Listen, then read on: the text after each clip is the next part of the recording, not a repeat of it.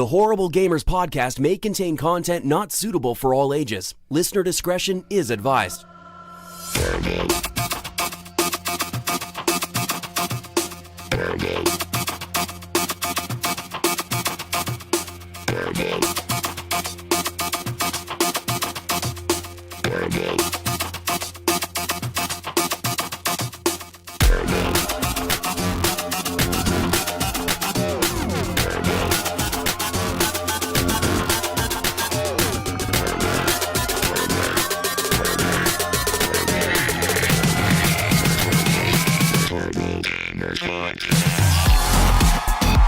Welcome, ladies and gentlemen, to Horrible Gamers Podcast, show number 213, being recorded on July the 7th, 2018. I'm one of your hosts, Jesus Gonzalez, also known as Jesus Walks a Lot. Today, I'm joined by the crew. The full crew is back. And starting off from the West Coast to the Best Coast, my friend Henley Merrill, Gunny Chief, is here. Welcome back, Gunny. Hello, guys. How the heck are you? Pretty good. Pretty good. And from the Great White North, after being gone for so long, and he decides to come back the day before his birthday, Ryan Gibson, Gib877777 is back. What's going on, everybody? Hey, another episode of Horrible Gamers. Let's do this. That's right. That's right. Follow us on Twitter _Horrible Gamers. Go ahead and join our Facebook community, Horrible Gamers Podcast Community on Facebook. And we have a page as well, Horrible Gamers Podcast. You can always email us feedback at horriblegamers.com. If you'd like to do it that way, go ahead and do that to support the show. Feedback at horriblegamers.com. You can join our Patreon as well and become a Patreon.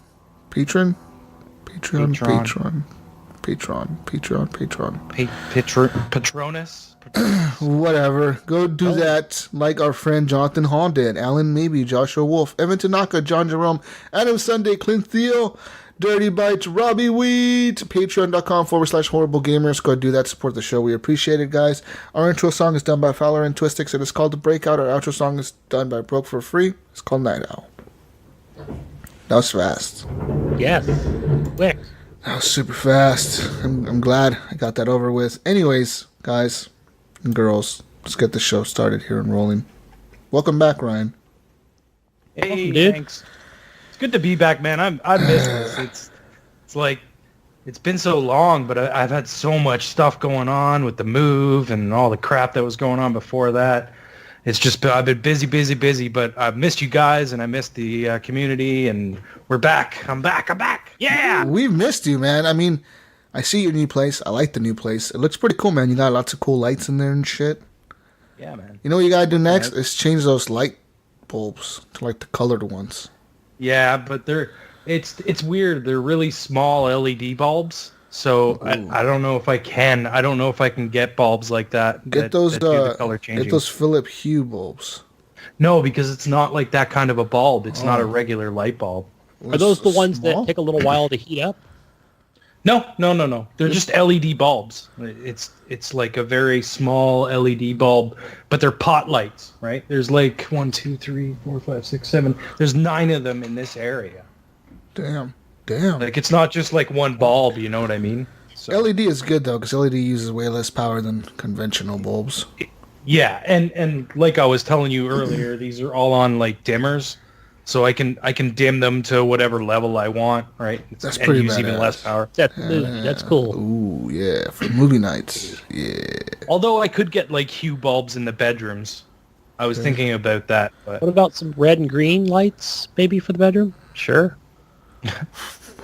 Well, the hue bulbs will Colors? change any color, Gunny. The hue bulbs will be whatever color you tell them to be. Cool. Exactly. Download the app. Exactly. Okay, well, anyways, let's get this show started and talk about video games, guys. I played some video games this week.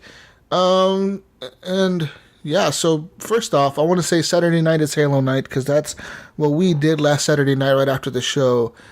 We went and played some Halo, man. We played Halo for quite a few hours. Me and Alan, maybe, Snyder. Who else was there? Brink? I don't know if he was there or not. Maybe he was. I know Alan, maybe, and Snyder were there for sure. And I think somebody else was. Anyways, we played a lot of Halo, man. Halo's been the game that we've been playing almost every week. and more than once a week. Usually we'll get together like maybe Monday evening, Tuesday evening, sometime in the evening, some of those days throughout the week. And then usually Saturday night is everybody gets together on Halo 5 and the multiplayer, and it's fucking fun, dude. Sweet. I'll be on tonight, Jesus. I'm going to try and join you too if I can. What time do you start? We usually start around 7 p.m. Pacific time, usually 6 p.m. Pacific time. Like, around there. So like 9, 10 o'clock? Yeah, around your time. It'll be me. 9 or 10, yeah. And it's pretty cool, man, because, you know, it's solid. The multiplayer, it's always, you always find lobbies in there, and it runs so good. It's kind of crazy how good it runs on the Xbox One X and how well it looks, because it runs in 4K and 60 frames a second on the multiplayer, and that's fucking crazy. So, yeah, we're playing lots of that. So if you want to join us, Saturday night is Halo night. Like I said, find us on Xbox Live. We'll be playing Halo 5. We get a team of 8 people. We can get into that big team Slayer and just have a team of 8 people. That map is those modes are pretty cool with because you get to drive the Warhogs and the tanks and like different modes. It's really fun. But cool. Yeah. And besides Halo 5, I've also played a lot of Star Wars Battlefront 2. I still keep going back to that game. Same story, different day. It's just fun. It's always a game that I could come back to. And yeah, so those are my first 2 games that I have on the list. I got one big game that I want to talk about quite a bit because I kind of started playing it this week. But yeah, we'll talk about it. No, we're not talking. Go ahead, Ryan. You go next. I know exactly you what go game you're next, talking Ryan. about. Go next. What have I been playing? Well, I've been playing Moonlighter still a little bit, and have you continued to play that, Jesus, or no? I played a little bit more of it this week. That game is fun. I like it. Man, I just found out why I can't get any further in that game. Why? Okay, so I don't know if it was open before or if it just opened up, but like I always wondered why there's an armor slot and a like a boots slot that you can put stuff into, right? And I was like, where do I get this stuff? And I thought I just had to find it in the dungeon. But when you go to the craft guy, I never scrolled down. And you can scroll down in that menu, and there's a whole bunch of different armor. Because I'm at the end of the second dungeon now, and I can't beat the end boss because my armor and stuff, I didn't have it all. I'd been selling a lot of stuff that I shouldn't have been selling. So you really have to go in and put everything that you can make onto your wish list so that you know what stuff you should keep and what stuff you should sell, right? So I almost made it to the third dungeon last night, and I'm like, okay, I just got to level up some of my stuff and enchant it, and then I'll go back in, and I should be able to beat that dungeon, and then I'll be moving on to the third dungeon. But that game is so much fun. I mean, if you don't know what it is, basically it's like the old school top-down Zelda games, but it's more like Binding of Isaac, maybe. Yeah, I would say Binding of Isaac. Except you don't have projectiles. You have a sword or a spear, or I guess you can have projectiles because you can get a bow as well, and you could shoot arrows. But anyways, and you level all that stuff up. So it's kind of like that when you're going into the dungeon. So you go in, and you'll have like a map that you have to uncover, and you kind of, you'll have your choice of doors that you can pick, and then you go through the next door, and then it moves you on into another room, and then you got to defeat everybody, and then move on to the next room. So basically, you got to find your way to the end of that dungeon, and at the end of that dungeon, there'll be a boss, and then you fight the boss. So once you kill the boss, you move on to the next one. The next door unlocks. My question is it the best way to get to the end of a dungeon to set up a portal, like somewhere in between the entrance and where the boss is? Because I have a portal set up in a stupid room. I don't even know why I set it up in there, but I did. What do you mean? How do you set up a portal? You can set up portals, dude. You can set up like these portals where like you'll set up a portal in a room, and it'll portal you back to your shop, like next to your shop. Yeah, but once you go back through that portal again, it's gone. It doesn't stay there. It doesn't stay there forever? No. So you can only use it once? Do you pay 15,000 gold to use it once? Oh, wait till you get to the second one. It costs like 8,000. Why would you do that? Why would you do that? Like, that's so stupid. Because, Jesus, here's the thing, right? Your inventory's full. So I usually wait until my inventory's full and it's all stuff that I need. What? That's so dumb. And then I go back and I drop everything off in the shop, and then I go back through the portal and continue on. Because, like, you can either just do a run where you don't bother picking shit up, you know what I mean, to try and get to the end, or you could do this, right? You could warp back. And one of the cheaper way to warp back doesn't let you come back into the dungeon, just takes you out. So when you're farming for stuff that you need to craft new armor or whatever, you can do that. Just go in, fill up your inventory, and then warp back out.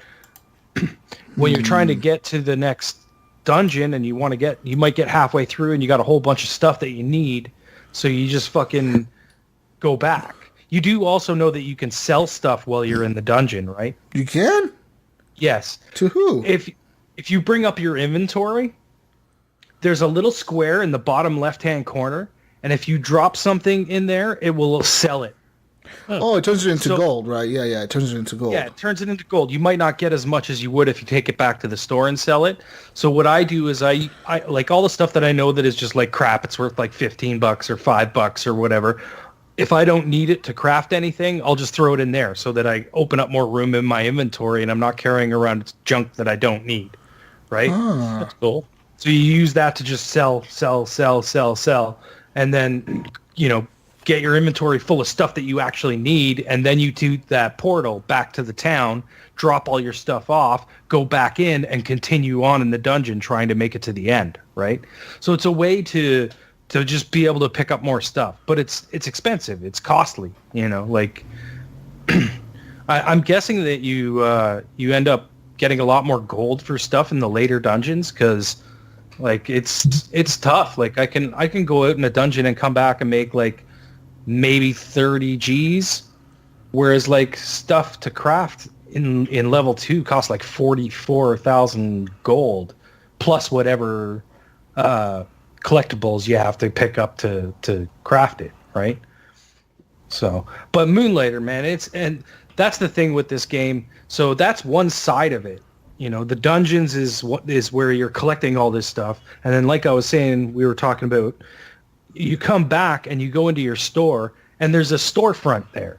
Like you have a storefront in your house and you put all your stuff on the table and then you open the store and people will walk in and come and say, they'll walk up to the whatever object you have there. You price it yourself and everything. So there's a list of like reactions to that object. So when a character comes in and he looks at the object, he might say, this is too expensive. And a little emoji will come up with an angry face. And like, it's like, no, I don't want this. So he won't buy it. So then you have to go back and adjust the price. So you maybe drop the price a little bit. And then the next guy comes in and he's like, he's angry, but not as angry. And he's still going to buy it. So he's pissed off. It's a little expensive, but it's still buyable. Like he'll still be willing to pay that for it, and then he might come in and a really happy face comes up and that means that he's happy with that price. That's the perfect price, right? Or he might come in and his eyes light up and it's like the emoji has like gold eyes that sparkle and shit. And it's like, he got a deal. He was really fucking happy with that shit. That shit pisses me off because there was this one item that I kept selling and I sold it for like, at first I sold it for like 20 gold. The guy got a super emoji, like little He's happy like, eyes. Yeah. And then I sold it for 50. They still kept getting emoji eyes. I was like, oh fuck. I sold it for 100. Sold it for 100. Still kept getting emoji eyes. I was like, oh my god, that first guy stole that shit from me pretty much. Yeah. I ended up selling the item for 300 gold. And they were still getting like good value out of it. Like they were still happy. I was like, holy shit, dude. Like this thing is worth a lot. You could probably push it. You could probably push it higher to like. You could probably push it to like 400, and they would be angry, but they would still buy it, right? Yeah. I have a question. I did play about 30 minutes of this. That's all I've played so far. But when the how it tells you, one of the tips it gives you is don't flood the market. It'll bring the value down or something. Yeah. Is it just saying like don't put like 6 or 7 of the same item on the table? Is that what they mean? No. It's saying like, because the more you sell the item, the less popular it gets. So there's actually, when you go in and look at all the items, it'll tell you this is neutral, or this is very popular right now, or this is, low. It's not, no one really wants it, but people will probably still buy it. I haven't seen it really affect things too much, but it will affect the price that you can give, because sometimes if it's super popular, you could crank that price up and people will still buy it. But then when it drops in popularity, they might not pay that price for it anymore, right? They'll be angry about it being that expensive. So maybe at that point I can just put it back in my chest and you could just hang on to it. Yeah. Okay. Yeah. So this game is it's super cool. It's a very chill. It's got cool music. I don't know, man. I'm just having a blast playing this game. I can play it forever. It's so much fun. Yeah, the music reminds me a lot of Zelda, like the original Zelda, or like when you go into the dungeon and you run around. Yeah, it's just like that kind of music, like the little fucking 8-bit music. It sounds fucking cool, and it ramps up when the enemies pop up and you're just going through there. It's pretty awesome. There's been a few levels where I go into a door and I'm like, oh shit, when the door locks up behind you and you look in there and there's like the big dudes with the shields and the swords that are smashing on the ground, and there's the little things that chase you and then there's the lasers that are shooting out of the rocks or whatever, like those little things that shoot the lasers out. I'm like, fuck, this is hard, but you have to do it because you can't get out of there. Once you level up, that'll be a breeze. Yeah. And then, the dungeon.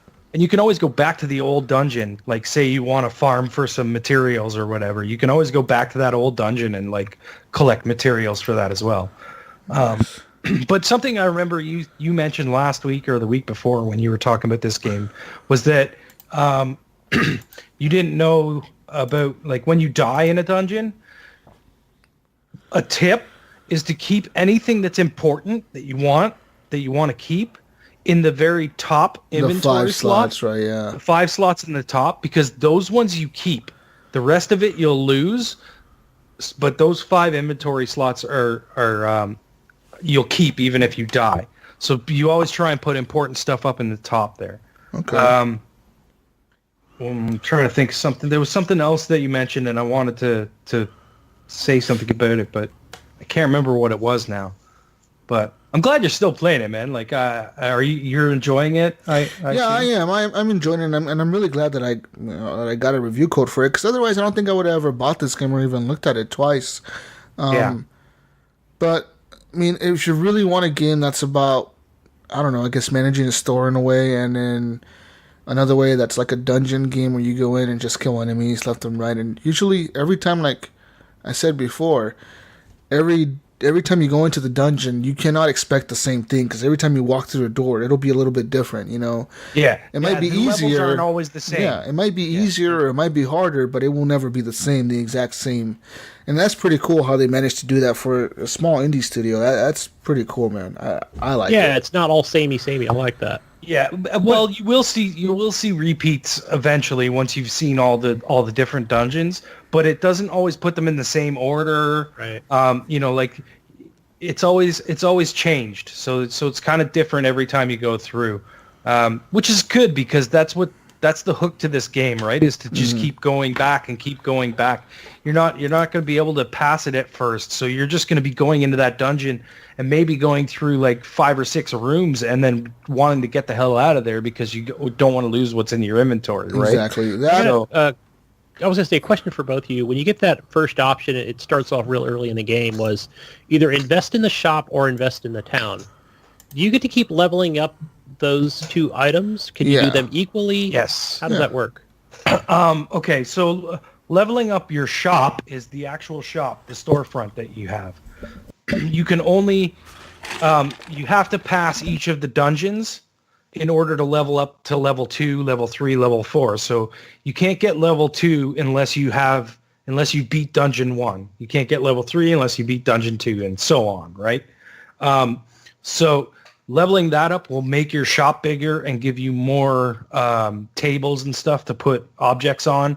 And then leveling up the town is you get a merchant. There's a guy that'll sell you stuff. So say you don't want to go through the dungeon, you can go to him and just buy stuff off of him. say you need like 3 more things to craft, but you're not finding them when you go into the dungeon, he'll probably have them. You can buy them off him, and then you can craft your thing. It's a little more expensive, obviously, but same thing. What else was I going to say? There's a lady that you can buy health potions off of, and you can enchant objects. So you can enchant like your weapon and your armor and stuff like that, which makes it easier when you're going through the dungeons. She also crafts a potion, Jesus, that will automatically show you a path to the end of the dungeon. So you could go into the dungeon, drink this potion, and I think that there's like a line or something that will show you what door you need to go through to get to the end of the dungeon. That's cool.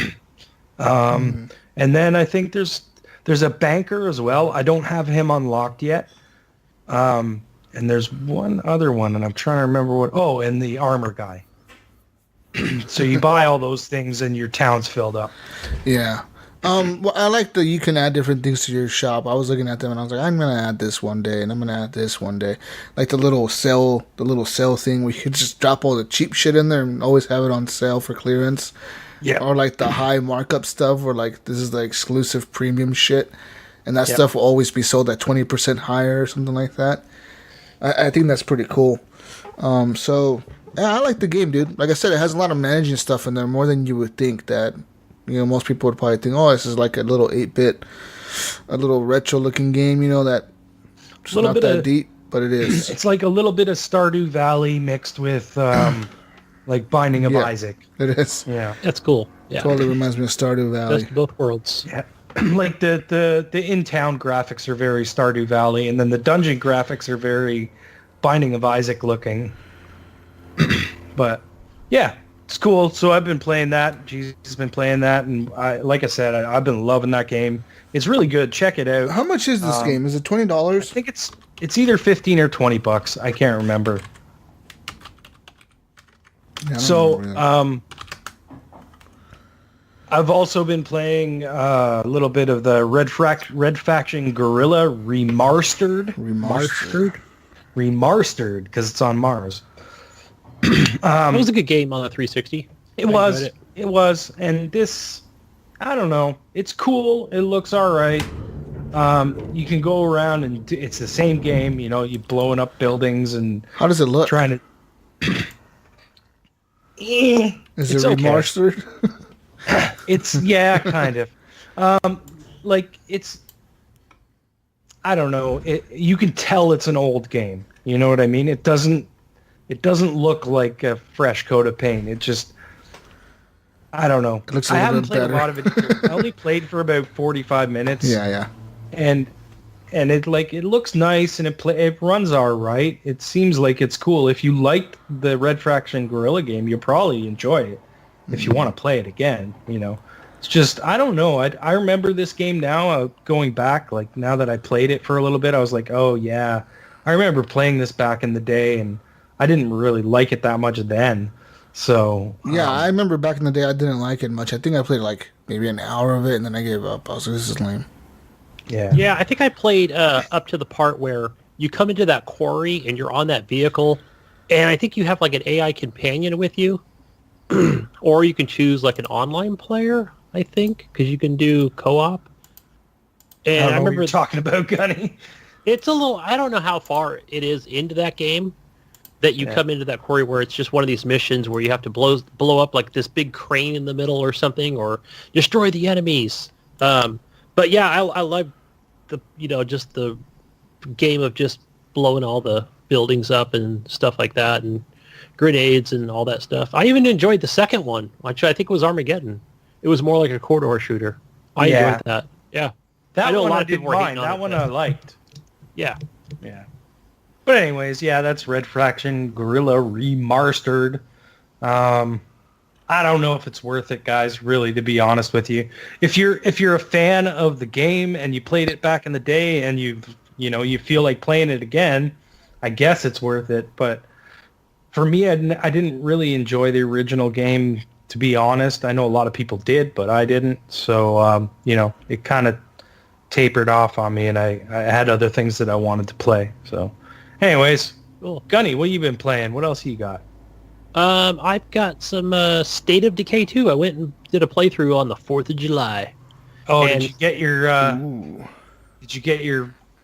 my whatever, Independence Day? Independence Day pack or whatever? Yeah, I did. I think it was like $4.50 or whatever. It was like 50 cents off. I was like, okay, I'll pick this up. 50 cents off. Yeah. So, because, I started listening to a State of Decay 2 podcast called The Blaze Experience, and he was talking about, he does talks about everything in the game. So I'm like, man, I really want to go play this. So I went back and just deleted my old save, which I was only down to 2 survivors at that point, or community members, whatever they call them. I'm like, fuck it, I just deleted it. Started a new game, and that started off really good. It was like, so it's going to be like on another map, and if you skip the tutorial, you just start off with like, what is it, 3 or 4 people. So started off there, and I felt like there was a lot more cars, like where I was, a lot more vehicles, because I immediately found like a truck, and then I think it was like just a regular car, and let's see, I had I was able to just kind of go through the missions a lot easier, like each person's story, and get things leveled up. But the first thing I think I did where I screwed up, Jesus, is I built a garden first, because it was saying like, build a garden. I was like, okay. So I did that. I put a watchtower in front, and, but you can't take any of your weapons. You can't break them down for parts. You can't craft any. No, it's not the ammo, because that would take an armory, right? I'm not sure what I think that's just for the weapons. So I'm like, I had to scrap the garden like after it was already up, and then just take it and just put up the workshop, because that's where you can just do a lot more stuff. So I'm like, maybe I just need to find like that better place that's going to open up more slots to build the garden. Well, you do, yeah. That's what the whole point of the game is, to get a better base, man, to just be able to upgrade more slots and build more facilities. That's the best thing to do in that game. So have you beat the game once yet? I haven't beat it yet once. I've only went in and I killed 1 plague heart, just like I did the last playthrough. That's going to be hard. And I know now. they've nerfed some things where you can't take the 50 cal anymore and just go in and shoot it once. Well, the 50 cal used to be 3 shots, and the 50 cal used to carry 5 rounds in a clip. But now they've lowered the rounds in the clip to 3, and they increased the shots to 6. Now it takes 6 bullets, so that means you have to reload at least once to take out a plague heart. Before, you would just go in there and just shoot it 3 times from like a distance, from outside the window or something, and then it would blow up, and then all the zombies would die, because all the zombies die when you blow up the plague heart. And then all the zombies would die, and it would go by so quick. Like, it would be so easy. Just go in there real quick, boom, boom, boom, boom, go to the next one, shoot it again 3 times. It would be so fast, and you could just do the whole plague heart thing in like 10 minutes. Yeah. Literally. So, obviously I'm going to take my time and not try and get all the plague hearts, but I suggest you do, because the plague hearts are important to take out, because once they're out, you won't have to worry about the plague as much. But as long doesn't as that end the game? No, it doesn't. As long as there's a plague heart, you're gonna have to worry about the plague, and that's what'll kill your people so fast. If you don't, because if you don't have enough meds to fix them, if you don't have enough meds to cure them, then they will die. They will die. You can slow the plague. You can slow the plague disease to like a crawl, but eventually they will die. Okay, because I haven't, in this playthrough, it doesn't start off with, hey, one of your members has the plague. It doesn't start that way, and I haven't seen it where anybody has even gotten the plague. Well, did you start a new playthrough from the walkthrough, like from the tutorial, or from like just pick 3 people and go?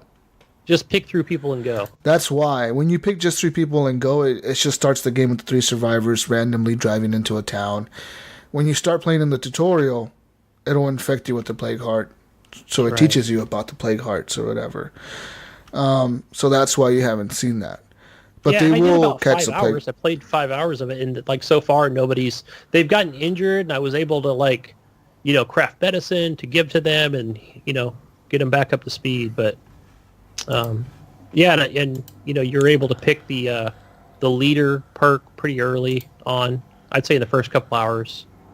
Yeah, I mean, the plague hearts are important to take out, and get the biggest base if you can. That's what I usually do. Once you beat the first playthrough, whatever leader you pick, I suggest picking the builder first, because once you get her card or his card, that card is the best card in the game, in my opinion. It's the one that'll help you the most in your next playthrough, because it gives you power and water to your base all the time, without having to like build a generator, without having to build a power plant, or like the solar panels or whatever. You don't have to build none of that. It just automatically your base has water and power, which boosts the morale, and it helps all your facilities out better. But yeah, they nerfed a lot of things, dude, in the last patch. Like, everything's been nerfed big time. They made the game essentially harder for the people that want to play it. So now it kind of sucks that you went into the playthrough now, because before, like I said, I would have been able to go in there with you, take one of my 50 cals, and just shoot all the plague hearts. But now we could still do that. It's just going to be a lot harder. You know what I mean? Like, you're probably going to get infected with the plague when you go to the plague hearts and start shooting them, because the zombies are going to swarm you. You know, when you're reloading, it takes forever to reload sometimes, and running backward at the same time. Yeah, and sometimes, like, if your person is not really good at shooting, or their shooting is not leveled up all the way, they'll mess up their reloads. They'll sit there and try to reload for like literally 10 to 15 seconds, because they don't know how to use a gun right. So they're sitting there and they're like, you just see them trying to jam the clip in there. Like, oh, you got the magazine or whatever. People that know about guns, if I could try to jam the magazine in there, and then they can't. You know, so like it sucks. But hey, it is what it is. The game is fun though, and I like it. It gets super easy though once you beat the game twice, like I have. It's super easy, because those cards that you get provide such a bonus to you that, like, it gets kind of easy. So I see why they nerfed a lot of the things and made the game harder for people, because people that already beat the game once, which they assume which is a lot of people, right? Because the game's been out for a month already or more. That's why they nerfed a lot of the things, I think, because they figured, oh, lots of people have already beat the game once. We don't need to keep this shit the way it is. Let's just make it harder for them. Yeah. Have you played the Independence Day pack yet? Have you gotten No, and I'm not interested in buying it, and I'm not going to buy it because I don't need it. It's new items, and one of the items I thought was pretty cool was it has a boombox. So let's say you want to go in and get where there's a horde or something in a house, you know, and you're trying to draw them out. So one of the things I didn't do at first was I set the boombox down, and I'm like, all right, they're just going to start attracting them. But initial zombies come out first, right? Mm-hmm. And I'm like, all right, I'm taking them out with one of my players. And then I'm like, I see that the LB and the RB buttons are they're dibbed out. I'm like, wait, what's going on? So I have to press both of those, and it starts playing this this hard rock music, and then they all just start pouring out and going after the radio, nice. Which is cool. Yeah. But you have a boombox in the initial game as well. Yeah, I thought it was part of the. Maybe it was. That was not part of the boom. Maybe the boombox you're talking about is not part of the DLC, because the DLC, I think they added fireworks, right? No, they've always had firecrackers, but they've added actual fireworks. Yeah, where there's something like a ring of fire and they get them trapped in there. Yeah, I haven't tried that stupid yet. Like that. Yeah, so I mean, the boombox was always in the game from the beginning. It's always been there. They've added a bunch of fireworks. They added the 3 vehicles. I'm just not interested in that, and I don't want to spend $5 on that. There's no point. There's no point. I don't see the point in it. It's just I guess it's just to support the dev or whatever. I guess. Right. I don't see a need. And you can kind of do it in pieces too, where it'll be like you'll use the radio to call in that drop, and then you can go pick it up. I did find a military vehicle, the military truck. Mm-hmm. So that was my first time finding that, and that thing's pretty boss. Once you upgrade that thing, it's beast, dude. Upgrade it. Upgrade that one, and if you upgrade the big van, the cargo van that has a lot of slots in the back, once you upgrade that, it adds like a bunch of armor to it, and then it's 10 slots, dude, in the van. You can put a lot of things in there, dude. You carry like 3 gas cans, and then still carry a repair kit, and still have like 5 extra slots left for like whatever the hell you want to put in there, which is what I usually do. And that's like my main vehicle that I always use. I just use that one. I don't even use the other cars. I just use that all the time. Yeah. And it kind of sucks also being up in this where I got my base. It's kind of up on a hill a little bit. So, you know, if you're not paying attention and you come down into the rocks, your vehicle's kind of toast. It's just going to get stuck there. Okay. Yeah. Yeah. Oh, okay. So having it on level ground is going to be good. So, yeah, I'll continue playing that. Keep playing that. It's a good game. It's just going to be a little bit harder for you now. But I can always help you out. I can go in there and give you some rucksacks. I have a lot of food in my base at this point. Because right now I have a person that goes fishing. That's a perk that she has. So she adds 2 food a day herself to my base. And I have a farm, like a level 4 or level 3 or whatever the hell farm. Like it's all leveled up. Then I have another farm on top of that. Then I have an outpost for food. So like my food is always like at 30. And I have like 5 rucksacks in my cars that are outside the base. Mm-hmm. So, yeah, I have a lot of stuff. Yeah, I found that out. Give them too much food at once, and they're like, we're still hungry. You know? No, they start throwing the food away because there's not enough storage space. Yeah. Storage space is important to keep an eye on. If you stock too much of a certain supply, your people will just start destroying it, or it'll just go bad. They'll be like, oh, we don't have enough storage space for this food. It went bad. So yeah, and that happens a lot, I guess, with everything, even the ammo. It'll say, "Oh, your ammo's just kind of sucks now." It's like it's getting, it's deteriorating or whatever they call it. Because you have too much of it, and you cannot store it or whatever. So yeah, you got to make sure that you keep all that balance. And the easiest way to do that is to have cars parked outside of your base. And if you have like too much food, go take out a rucksack of food. Like go to the thing and put I want a rucksack. Put it in the trunk of one of the cars out front of your base. And whenever the hell you need food, just go out there and transfer it to the base. And it's easy to keep management, dude. It adds more storage, you know? Nice. But, yeah, State of Decay 2, man. Fun game. Yep. Anyways. Other things that I've been doing this week, guys. So, if you guys noticed, the website is now secure. HorribleGamers.com got a fucking certificate of security or whatever. How to do that. Yes. Because Apple is switching up their fucking stupid rules where like every podcast now has to have a secure feed or whatever. So I had to mess with that on last week, Sunday.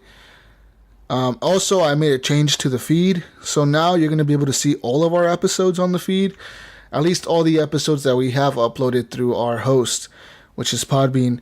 So I think it goes back to episode 13, Band-Aids or something like that. That's what it's called.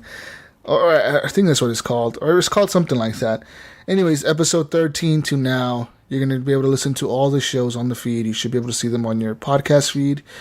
Other big news is we're now available on Spotify. Yes. We got that. I got that going. So I got us on Spotify. So there you go. If you listen to podcasts on Spotify, you can find us on there now, guys. I just wanted to say that because, yeah. Because people were asking me last week, oh, where can I listen to the show? It's not working. I know it wasn't working for a bit because, like I said, I was updating the website to have the secure feed. And then Apple had to refresh the feed.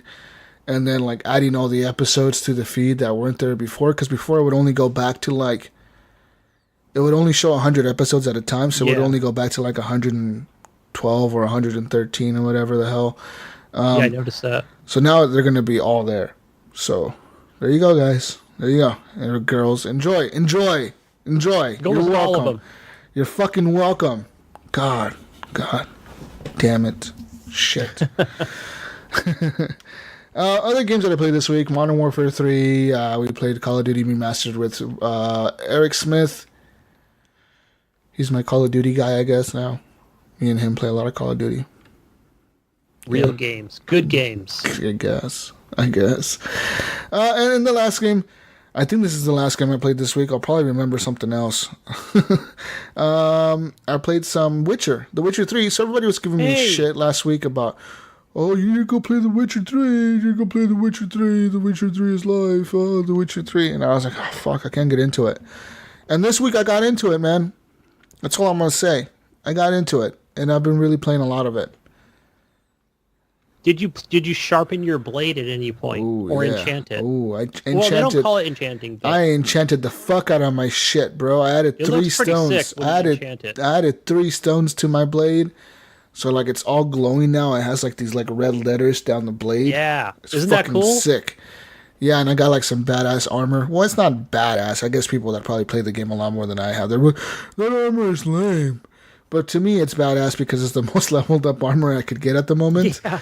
So Right. It may not look the best, but yeah, it looks kind of cheesy. It's all green and black. It's fucking ghetto looking, but it looks kind of ghetto, but it helps me out a lot. So yeah, right now I'm in that big city where I met Triss or whatever. So I've been doing a lot of side quests, and a lot of the side quests are cool, man. The Red Baron, not the Red Baron, the Bloody Baron. That story was pretty cool. I like that story. that is, yeah. It was Did fun. you go to Did you go into town into Skellige to the blacksmith? I haven't gone to Skellige yet. I'm in Novigrad or whatever, so I'm still there. But yeah, The Witcher 3, guys. The Witcher 3. That's all I think I was going to say, Jesus, really quick. We were talking about it last week, and I just thought how cool it was that you, as a Witcher, and as you continue on with the game in Skellige, and then there's like a third island that you can go to, and you'll just see witch hunters just kind of standing around with their arms crossed. Yeah. Like some of the NPCs, right? They're just kind of they're the ones that go after the witches, right? Yeah. And here you are as a witcher, you're out just like banging witches, Yeah. and hanging with them. It's so, just the thought of I it. hate those fucking assholes, the witch hunters. I hate those guys. I'm like, I want to kill all of you guys. I saw them like You guys are dicks. right now in the city. I was walking to the city and like they came up to me and they're like, "You better watch your back, Witcher. We're watching you." And I'm like, "Fuck you guys. I wish you tried fucking fighting with me, you dicks." Yeah, It's fuck such, those it's such a guys. feel-good thing when even just some of the peasants come up and they're just like, yeah, we're going to fuck you up. Don't even look our way, right? And you just like tear them a new asshole. Yeah, I'm always the bad guy. I'm always the bad guy in the game because I'm always doing horrible shit to people. Because, you get all these options when you do quests. You get these options to like, oh, no, you can keep the gold or whatever. I see that you're struggling. You need it more than I. And I'm like, no, fuck you. Give me the gold, motherfucker. Right. Pay now or I'll fucking kill you. You know what I mean? Like, or like when they do those Witcher contracts where you can negotiate your price, I always go to like the max. And then they get super pissed off at me, so I kind of lower it a little bit. They're still mad at me, so I lower it. And I still get like a 40 bonus or whatever on all the contracts that I do. Because I go to the max in the beginning, and then I start lowering it little by little, and then finally get to a point where like they're like, okay, we'll give you the money or whatever. Yeah. I Everything think maybe is expensive. maybe a couple of those missions where I think it was like you meet this old lady in a house off the beaten path, and she's like super ass poor and everything. And I think I was like, fine, keep your gold. I'm out of here. I didn't. Fuck her, dude. I said, give me your gold. Give me all the gold you have. I'll leave you alive if you give me the gold. I like how you can go into their house prior to that and just kind of take everything. Steal everything? Yeah, just steal everything. I'm like, Yeah. that's what I did. I went to a house, right? And this guy, like, I let him keep the gold or whatever contract, because it was only like 20 gold he was going to give me for this contract. I was like, keep the gold for your daughter or whatever the fuck, for her wedding or something. And then as soon as I said that, the quest was over, and I go over to the bedroom and I steal 20 gold from his like locker, like this stupid like chest that he had. I just steal the 20 gold from there. I'm like, I wonder if this is the gold that he kept. Nah, fuck it, I don't care. I still stole it. Yeah. So whatever. The Witcher 3, it's fun, dude, and it's pretty cool how you can see a lot of detail in that game where you can see like Geralt's fucking beard grow out if you don't like go shave it. It just keeps growing out. And like every few cutscenes, his beard will be longer and longer and longer and longer. It's pretty funny. But yeah, the game looks good. It runs good. Xbox One X. Yeah. Yeah, good game. That's all I played this week, though, man. Pretty much Witcher. Sweet. Yeah. Is Ryan alive or is he dead? He hasn't talked to him Ryan, are you- forever. I'm here. Jesus. I was muted. No. My turn now? Yeah, your turn. Your turn. Go ahead. I'm done. Are you done? That's it? That's all you got? That's all I have, man. I haven't played much. The Witcher has taken over my life. God damn it. Real quickly, what level are you? 'Cause you I'm level super level 12 right now. Level 12. Yeah. So I played quite a bit of it. You can tell. I'm level 12 That's already. good. Yeah, it takes a while to level up. That's good. Yeah. So I'm still playing Omega Strike. That game is so cool. I really like it. It's very easy. It's not...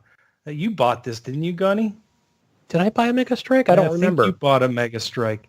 I can't remember. It just popped up one day and I started playing it, but it's like a Metroidvania shooter, side-scrolling shooter. And it's a blast. I'm not going to talk a lot about it because it's, it's another kind of simple indie game, and I've been having a lot of fun with it. Played a game called Shape of the World. This is like a walking kind of simulator thing. It's more of like an experience than anything. It's really kind of trippy looking, and everything is like all like pastel-y colors and like trees and stuff form as you're walking towards them. Like basically all you're doing is trying to walk towards these triangles, and you get to the triangle and it shoots you out, and you got to go find the next triangle. And it's basically about this walking experience so far. There's no combat or anything like that. But it was an interesting game. I thought I'd just talk about it a little bit here. Then I played, I'll let Gunny talk about that game because I didn't play much of it. I also played Dead Cells. Again, I went back to that because there's been quite a few updates since the last time I played it. And this game is still a fucking blast, man. I love that game so much. I can't wait for it to come to Xbox.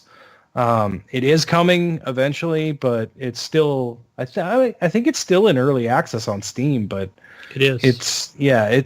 It's so much fun. If you want a side-scrolling roguelike game, man, that's the one. Dead Cells is the one you want to play. That is fucking awesome. Such a good game.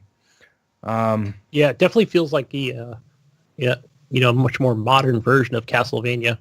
Yeah, it's got a bit of Castlevania in it.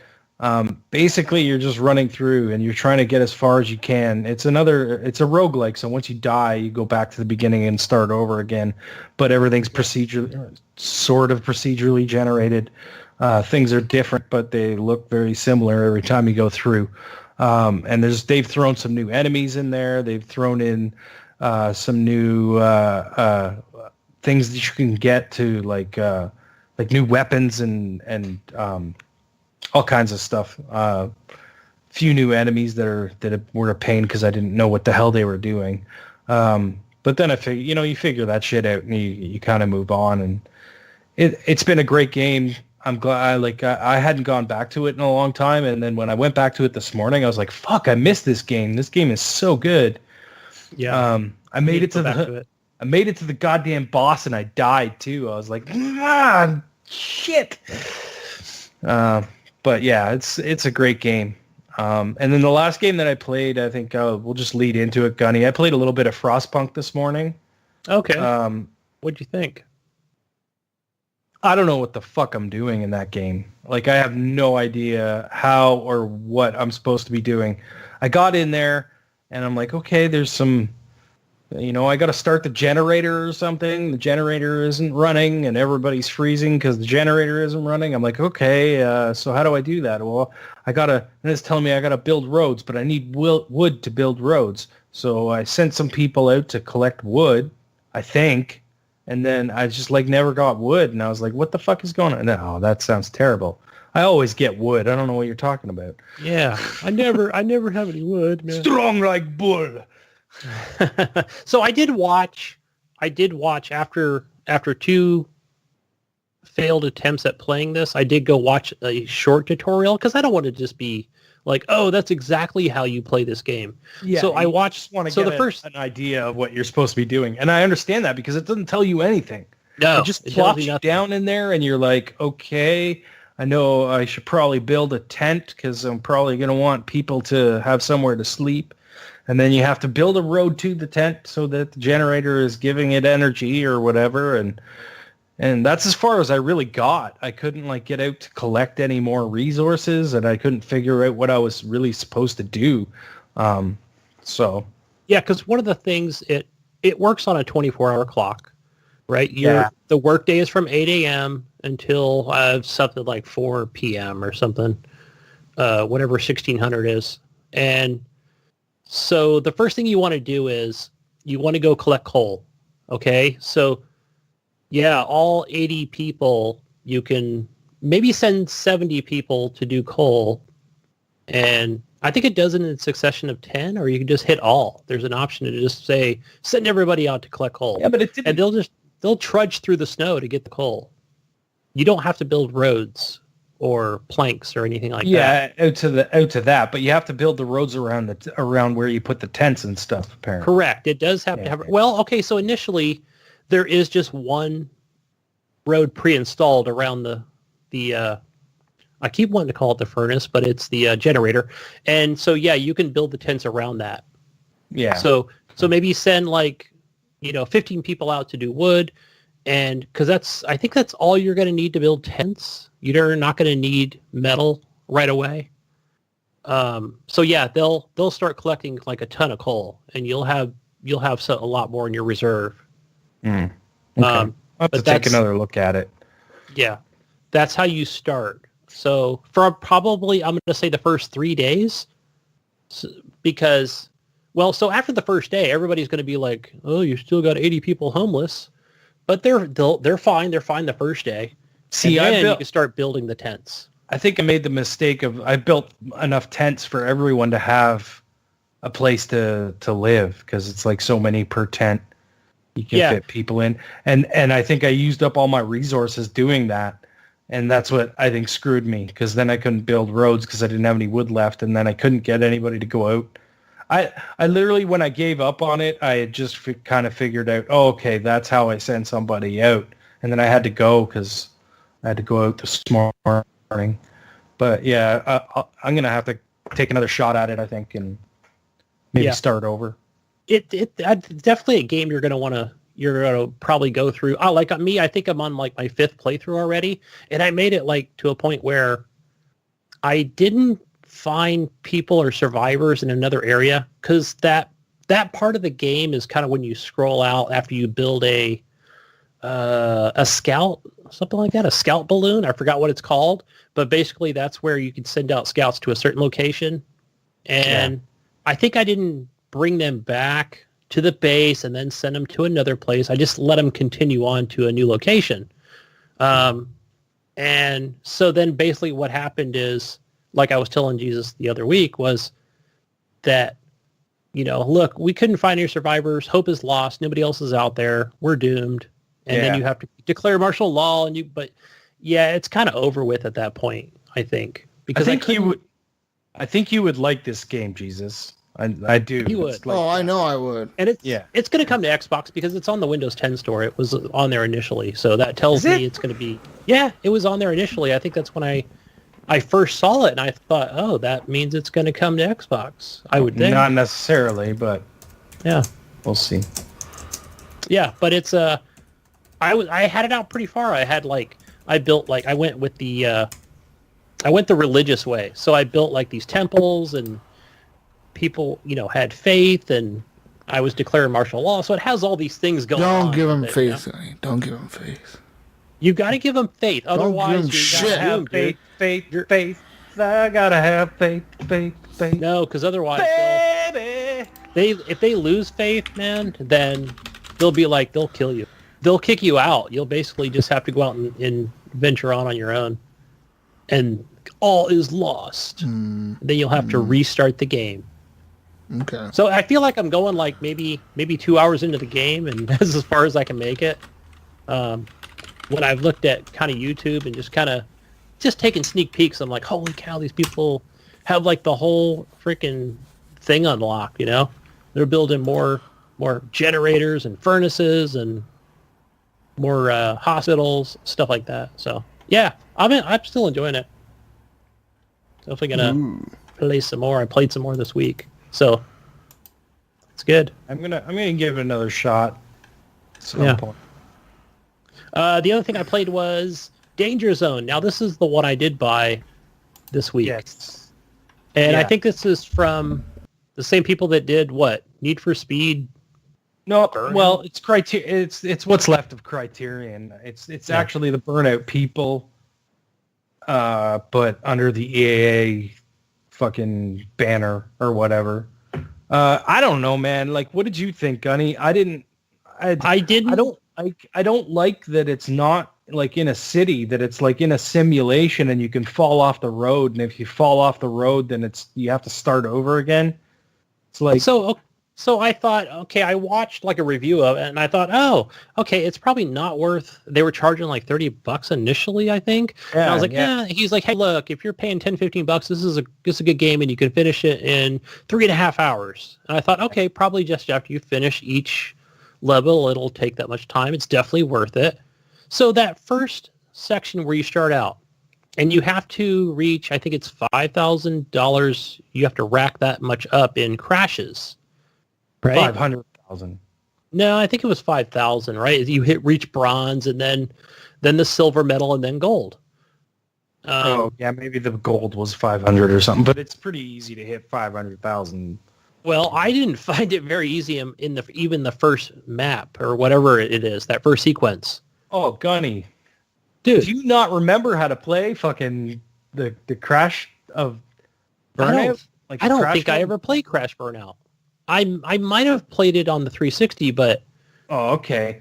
Maybe. It's like a puzzle almost. You have to figure out what cars to hit that will keep you on the road and will like cause the most damage. There's also things like you want to collect the money signs, the little money signs, and then the little explosion logos. The explosion logos will let you blow up again. So it's like a crash breaker where so you go down the street, you hit the first car, you got to stay on the road because if you fall off, it ends the fucking thing, which I think is stupid. Yeah, that is dumb. But anyways, you hit the first car and then you want to fly towards those, power-ups that you can pick up. So when you're flying towards that stuff, you pick it up. And then I think after five crashes, you get a crash breaker on its own. So like you can collect the crash breakers, plus the more destruction you do will make you earn crash breakers. So you can hit the B button and you'll explode. So once your car settles and you see more traffic coming, hit that button and it blows up and it'll like throw cars all over the place and stuff. And while you're in the air, you want to kind of look around to see where the next crash breaker is or where the next coin money sign is or whatever. And then you want to go in that direction and land. And if it's a crash breaker, you get another crash breaker and you blow up again and you just repeat. So you want to keep doing that over and over again to collect all those coin things that you see. So I think what was frustrating in the beginning in that first sequence is when you first come in and there's traffic going left to right. Okay. No, you have to like delay yourself to get to the second part, the second portion of the traffic in order to, cause the most damage. Yes. See, now what I did, because it's coming from the right to the left. So what I did was I pulled off. There was a transport truck or a bus. I can't remember. I think it might have been a bus. But anyways, there was a big vehicle coming. So it was hard to go to the right. So I went to the left and kind of got just in front of that. And what I was trying to do was to clip that bus, but it kept throwing me off the road. I wanted to clip it to start an accident in that section, but it kept throwing me off the fucking road and I couldn't continue. So you kind of have to think about it in like a puzzle aspect where it's like, you gotta, I ended up swerving past that, but I think I made some destruction there because like, I think the bus might've tried to turn and hit the other car to get out of the way. And then I clipped one of the cars in the next section. And then I think there was like a bunch of parked cars somewhere. And I ended up rolling into that, doing my crash breaker, which threw cars like everywhere. And then I kind of flew my way back to that intersection and caused some more damage there. Yeah. While collecting the coin things on the way. Yeah. So I think, so once I did figure that out, I was like, oh, okay. So now I've reached I did get the bronze medal and was able to move on to the next one. And I don't know, it's okay. I think the one that I currently just finished today was where you're in the F1 car and you just kind of going straight down the path and you get the money symbols like right away and boom, like you can immediately once you do the explosion and then go to the other roadway. That was cool because then it was like, oh man, I got up to like $9,000, Yeah. that second playthrough. It's pretty crazy, but I was hoping that it was going to be more fun. Like I found I wasn't having as much fun as I did in Burnout Revenge or whatever in the crash modes, which is unfortunate. And hey, I guess it gave me that taste again of those kind of. I always said I wanted a game like that, and I don't know. I guess I just wish it was better. Yeah. See, I was thinking it was going to be more like, what am I thinking of? Goat Simulator or something, where I'm just going to continue to tumble and cause more mayhem and more destruction. No, you come to a stop pretty damn fast, which is like once you've hit something, you might roll once. Whereas like I found in Burnout, it would like you would tumble for a little while, you know? Yeah. So. Yeah, and then the traffic's over with. So you got to like do the most amount of damage in the shortest amount of time. Yeah. So, yeah. Yep. Danger Zone. Is that all you've been playing, Gunny? So yeah, I know they're coming out with a second one here pretty soon. I think in August. Of what? Danger Zone? Danger Zone 2. Really? Yeah, I think there is a Danger Zone coming in August. I could be wrong. I'll update you guys on that. So I might have heard that on another podcast or seen it on another group.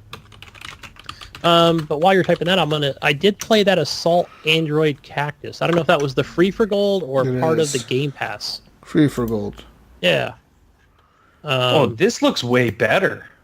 Yeah, I'm sure it's probably way more updated. Yeah, but Assault Android Cactus is just a top-down game of just like a twin-stick shooter. Oh, right. I actually played this too. Yeah. I forgot. Yeah. Yeah, it's a twin-stick shooter. It's okay. Yeah, it's all right. I think the area's too small. Yeah. Like the area that they have kind of locks you in an area, and then you have to kill all the enemies, and you pick power-ups up, and it'll strengthen your weapon or give you a different, like a spread shot or whatever. It's kind of like a Smash TV, but Yeah, like a Smash TV, and once your battery is depleted, that ends the game basically. Yeah. So, in order to, it'll say, "Oh, battery dropped over here." Then you have to work your way over there without dying to get to that piece of battery to recharge your batteries. Gunny. Yes. Danger Zone 2 comes out in 5 days. Oh shoot, that's soon. Okay. July 13th. Nice. So it comes out on Tuesday, right? Or no, Friday? Yeah, that'd be Friday. So 30 days sooner than I thought it would be. Download it. It's free. Android Cactus. Salt on Android Cactus. It's just a free game. So yeah, if you want a dual stick shooter, check it out. But it didn't I might play some more of it. It's not entertaining me really. Yeah. Yeah. I feel like it got hard too quick. Like by the time I got to the third. Are you sure it's level, not like Cuphead where it's supposed to be just hard? No. It's not that hard. You really found it hard, Gunny? I thought it was hard in the third section. Where maybe I just gave up like quick. Where I thought, oh man, like I didn't know there would be so many enemies coming out at once. And yeah, I did like restart it, and I thought, okay, I'll get past this, but I was like, all right, I think I'm done with this one. Other than that, I did play. I did cancel my EA subscription through Xbox. EA Access? Yeah, EA Access. Why? But just money. I think it was just something I wasn't using. Yeah, I agree. I canceled mine a while back actually too. So I agree. Yeah, but when Anthem comes out, I'll resubscribe. And actually, speaking of that, I played some Battlefield 4 this week, and I had to buy that game again because I had canceled my EA subscription. I thought I always owned it digitally, and it was all part of EA right, Access. it's in the vault. Yeah. Yeah, so like when I went to play it, it was like, do you own this game? Please insert the disc or buy it off the store. I was like, oh, fuck. So I just bought it again. Because I thought about, I could have just paid like $10 more to get EA Access for a year. But then I was like, do I really want EA Access? I just kind of want Battlefield 4. So I just bought Battlefield 4. It's going to be the only game you would play. So, yeah. Mm-hmm. It's not like I'm it's gonna gonna play. I mean, I was looking at their vault, and they have a lot of games on there. They have quite a bit of games. They have the entire Mass Effect trilogy and Mass Effect Andromeda. Basically all the Mass Effect games. They have Dragon Age in there. All the Dragon Ages, it seems like. And a lot of Battlefield games. They have like Battlefield 4, Battlefield Hardline, Battlefield... Yeah. They don't have Battlefield 1 yet. But they have a lot of games. Titanfall 1. They have Titanfall 2 in there, I think, too. Mm-hmm. Lots of games are in there. If you don't fucking own these games, it's a good deal. But I was like, I own like 90% of these games, right? Like I think they have Mirror's Edge in there. They have both of those in there. Yes, they've got they even have Black in there from the original Xbox. Yeah, yeah, they do. Yeah, so that's crazy. But I didn't know EA published that. That's crazy. Yeah, because I think when it was weird that it came out and it was said like, oh, this is backwards compatible. But then I noticed also that it was through EA Access, so you can download it. I was like, sweet. Nice. But yeah, I went back and I played Need for Speed. What is it called? Payback or something like that? Payback. Is it good? Yeah, it's I'm enjoying it. I think because it's got a decent story to it. Where is that the recent one or is that the one from a few years ago? No, this is recent. And is this the one from last year? The one where like you switch between the cars or whatever? Yes. Well, and I've been changing, like, it changed me to a couple different drivers. Yeah.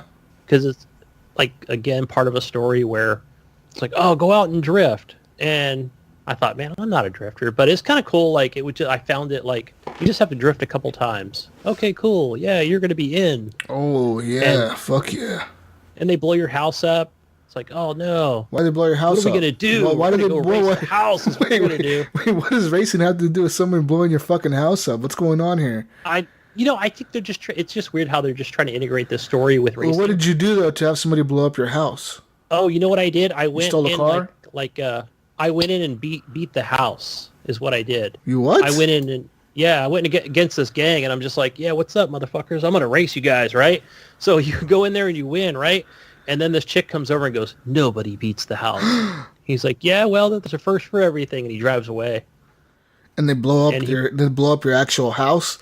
Yeah, like you actually go, like you're walking toward your house. Nobody beats the house. Button and like see towards your house, right? Oh, shit. She's just kind of laying there in the front yard, and then she just drives by like, what's up? And just drives off. That's fucking funny. Okay. All right. I'm into this. Yeah. I like this story. But I feel like it's constantly, like, oh, hey, check it out. Let's go to this garage. Now we need to build a car. Then you go and it goes into the customization menu to, make a vehicle and upgrade it and stuff like that. So I don't know. I'm enjoying it so far. Like, man, maybe I should just buy this game and, or just resubscribe back to EA Access. It just kind of fed that itch for driving. So since I haven't been playing Forza. Okay. But that's all I've been playing, guys. Awesome. Uh-oh. Cops are coming to get you, Cops Jesus. are coming. They're always there's always me. What the fuck? Why are the cops always going by my fucking house? I thought you lived in like a quiet little neighborhood. And no, the thing is, I live right by like my house or where I live is right like it's right like off of the main highway. So every time there's something that goes on in this town and they need the cops or something, they go down the main fucking highway. So that's why you always hear them. Oh yeah. If I live like in like a fucking neighborhood back there, you wouldn't hear them. But since I'm right here next to the fucking highway, you can always hear them.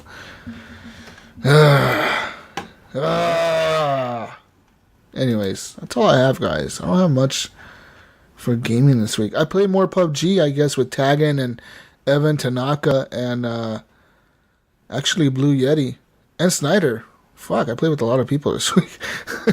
I played some PUBG with them, and yeah, Evan and Tagan were talking shit to me about how the desert map sucks, and I disagree with them. I think the desert map is the best map in the game. Yeah, I like the desert map. It's cool, man. Played it just from what I've watched. They have like more loot in that map. That's what I like about it. They have like more level 3 shit everywhere. Like more people at the end of the match will have level 3 helmets and level 3 vest on and M4s and scars in the desert map than they would in the Erangel fucking ugly old fucking Cold War fucking Russia Soviet Union map. That map is stupid. Fuck that map. Yeah. Yeah, you tell him, Gunny. You tell him. I'll play the desert map. Custom games. Custom games. And they're gonna add a new map here pretty soon. The jungle one, whatever the hell. The small one? Sandhook. Is that what it's called? Yeah. Yeah, Sanhook. Yeah, Sandhook. Yeah, they're gonna add that map to PUBG this summer. Pretty soon, I think. So like maybe the end of this month or maybe beginning of next month. Sometime in the summer. When the fuck does summer end? September? Yes. Yeah.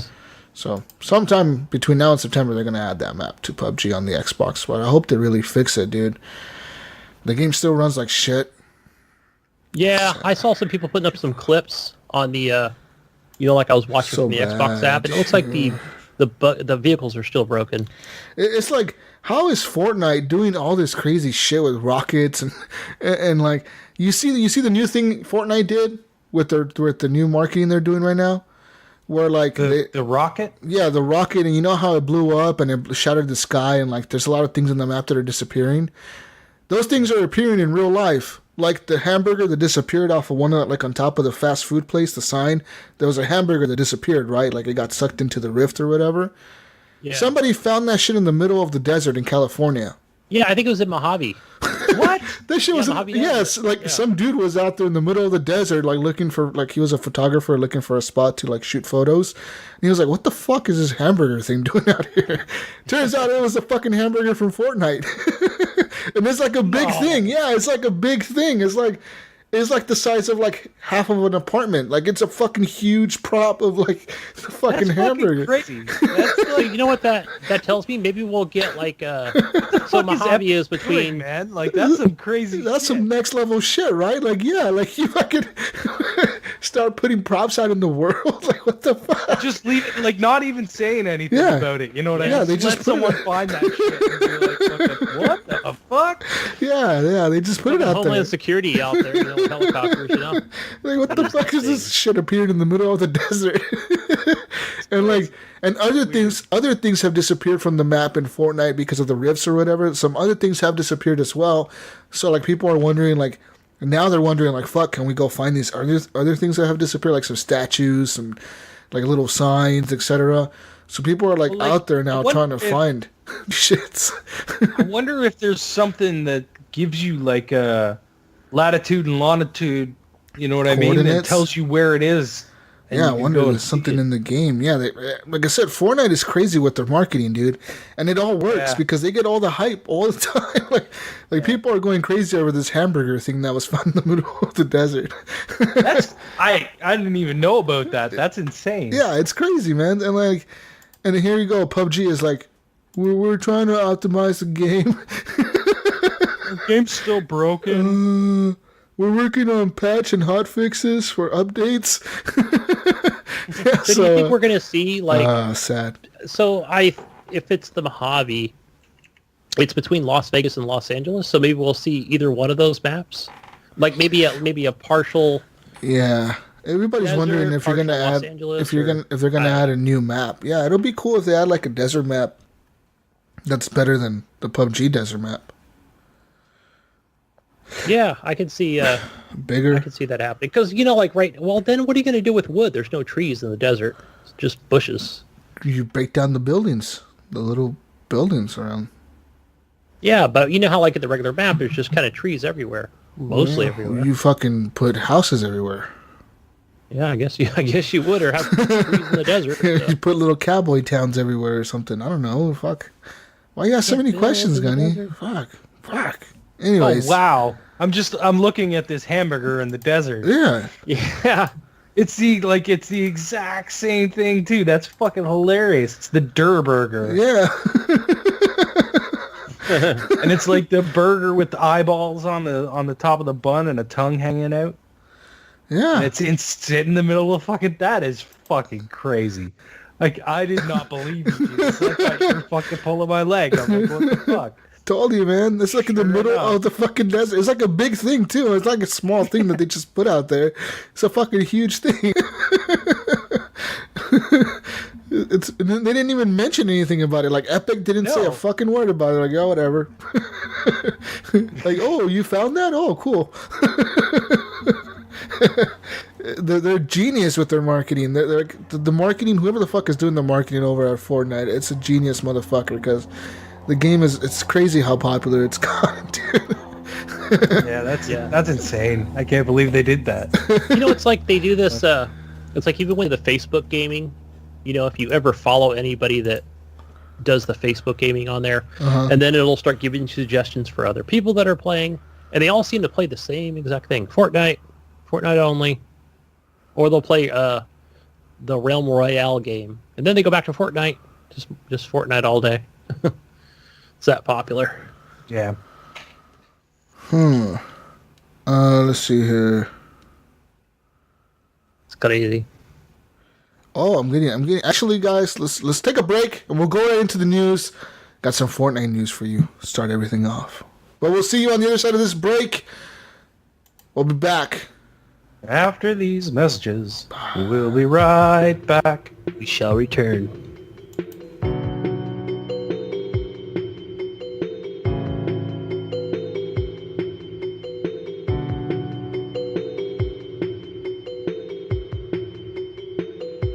Vengeful Jedi here, Horrible Gamer and patron of the Horrible Gamers podcast. Want to give the gamers an XP boost? Want to see the show level up? Then support the Horrible Gamers on Patreon at patreon.com/Horrible Gamers. Don't be just another NPC, non-Patreon character. Become a patron. 2 gold, 5 gold, 10 gold, 20 gold. It all supports the party. So game on.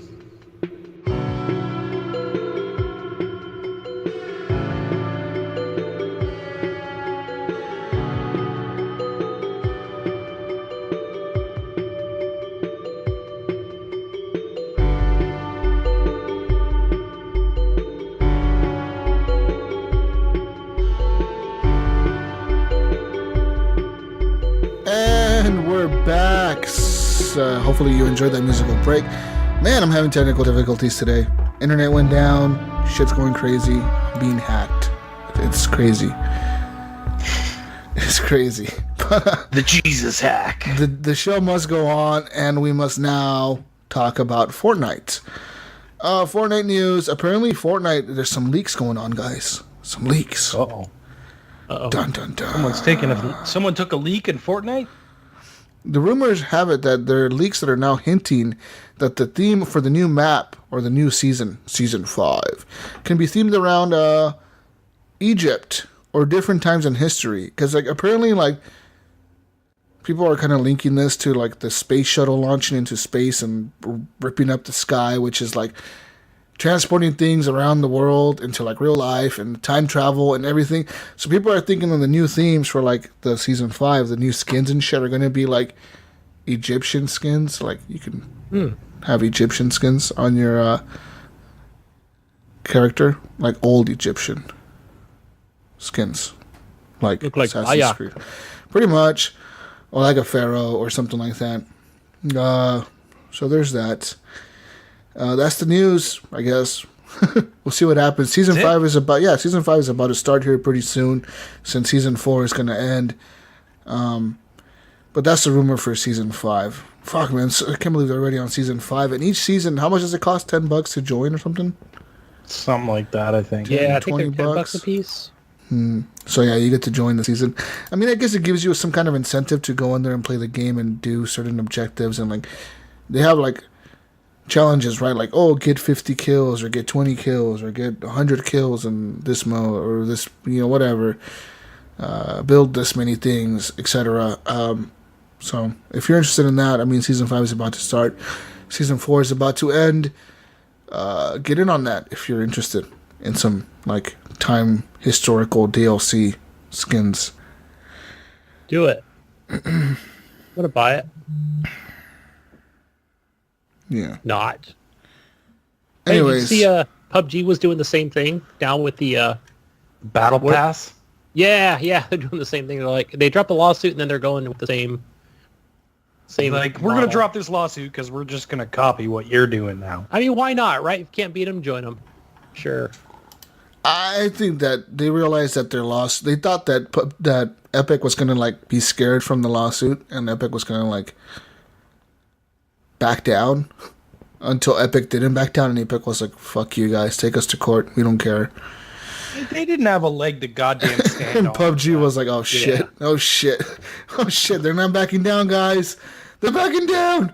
And they're like, "Oh fuck it, let's drop the lawsuit," because they dropped that lawsuit like a few days after they announced it, right? Like it was like they announced I think it was like a week or two. and then they were like, "Oh, no more. It's just gone. It's no more. It's whatever." But yeah. But let's move on to news. What news do we have here? A new GTA could be coming, guys. If that's rumors. If the rumors are true.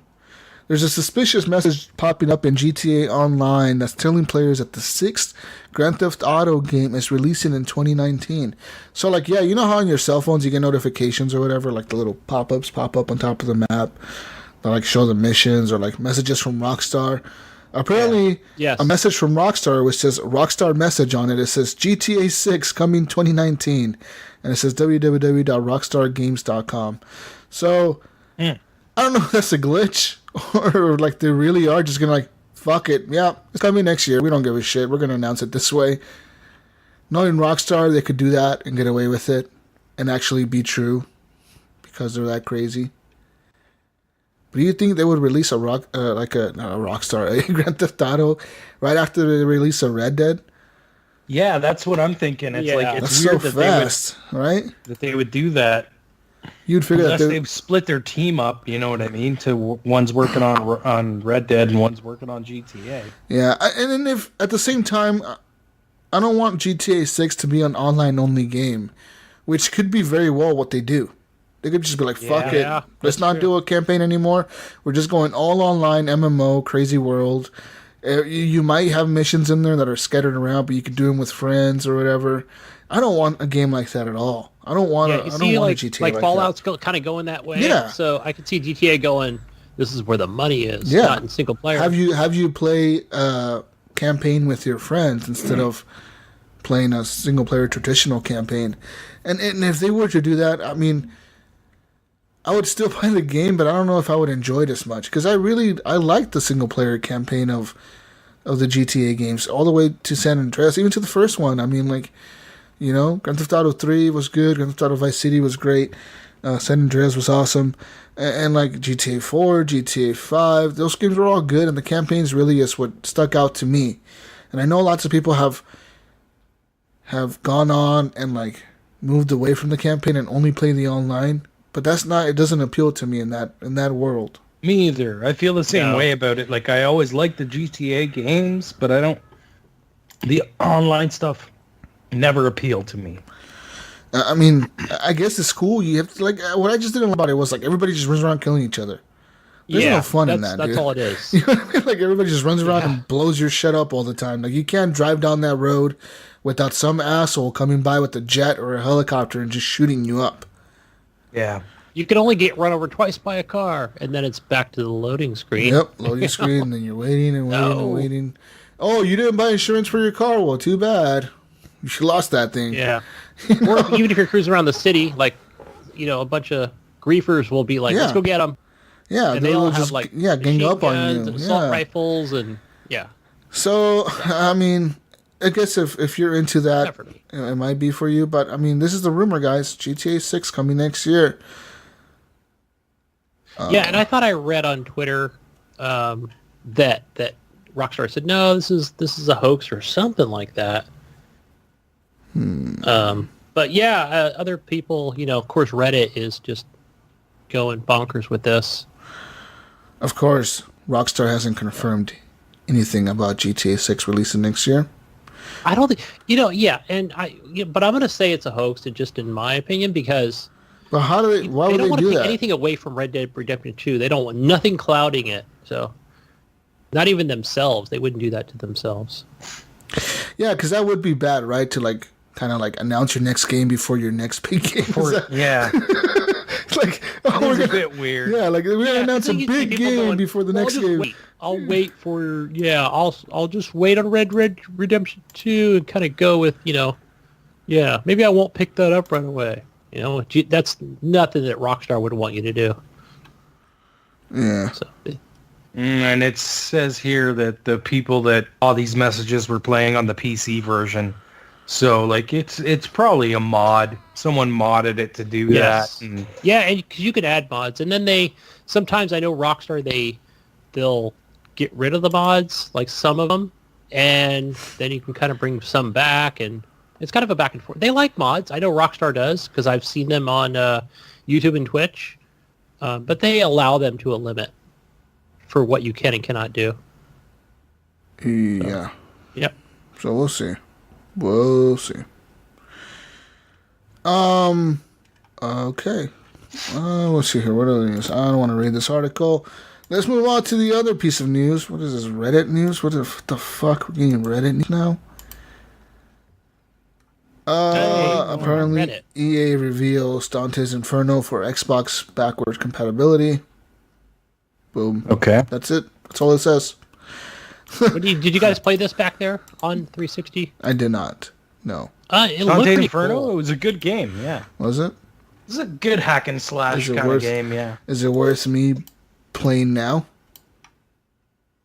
I mean, it's No. okay. I don't know. Like, No, that was a resounding no. That was, no, fuck no.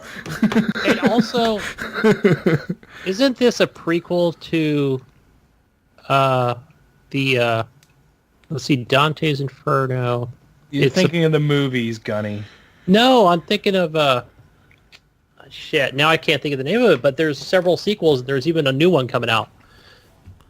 But yeah, I know there's also a movie to it as well. There's a movie to it too? Yeah, I'll when I think of it, I'll tell you guys what it is. But I thought it was a prequel to a series of games. Well, I don't think so. It was its own thing. I'll have to research it. Yeah, I don't know. Oh. And other news, special edition Minecraft 3DS bundle has been announced. Or 2DS XL, I'm sorry. 2DS XL system has been announced. It will feature a creeper's face as the casing or like the shell for the system, I guess. Cool. If you like Minecraft.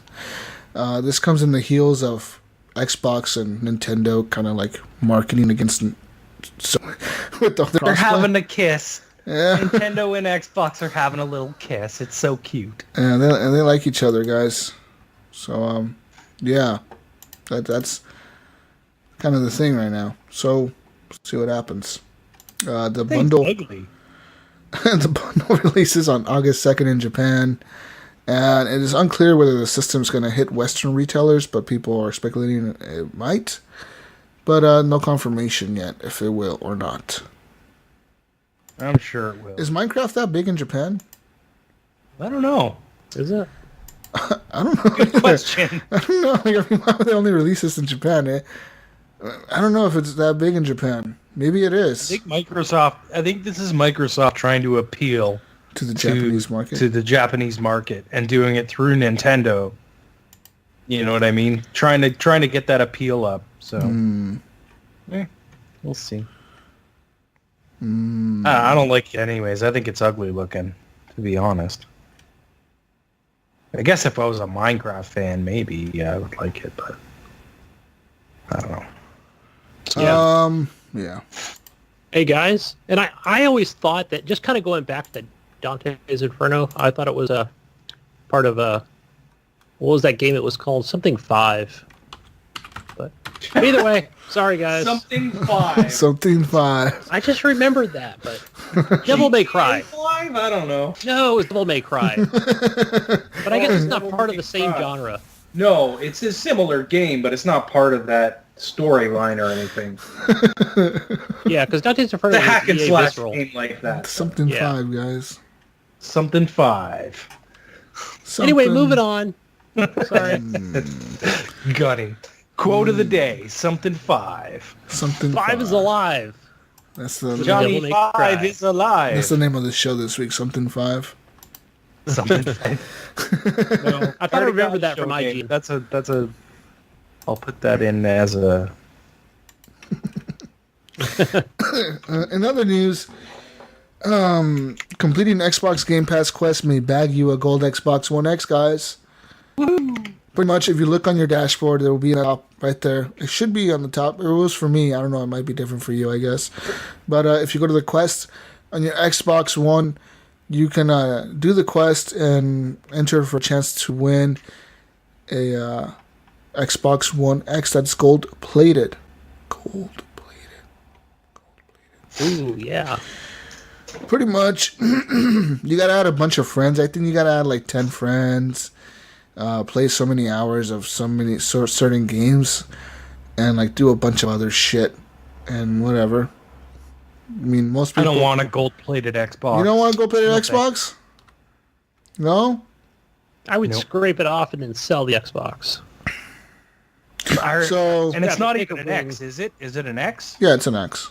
Oh, it is an X. Yeah. Gold-plated X, eh? It's a gold-plated Xbox One X Project Scorpio edition. Oh, shit. Shit, this changes everything, guys. Fucking green Now letter, I want green on the Do gold. my quests now, guys.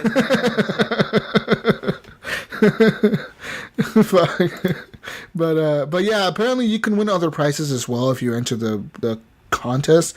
And I guess the only thing you gotta do to enter, for example, is in order to win some of the prizes, you have to play any Xbox Game Pass game for an hour, 3 days in a row before July 9th. So if you haven't been doing that, you're fucked. Because it's already July 7th. Until Monday. Also, apart from that, you have to earn 3 achievements in the Elder Scrolls Online from July 10th through July 16th. Yeah. Yeah. Okay. I don't know why they put the Elder Scrolls Online as part of the quest, but I mean... It's weird. Oh, well... I mean, it's on Game wasn't Pass. the last one Gems of War, so now it's ESO.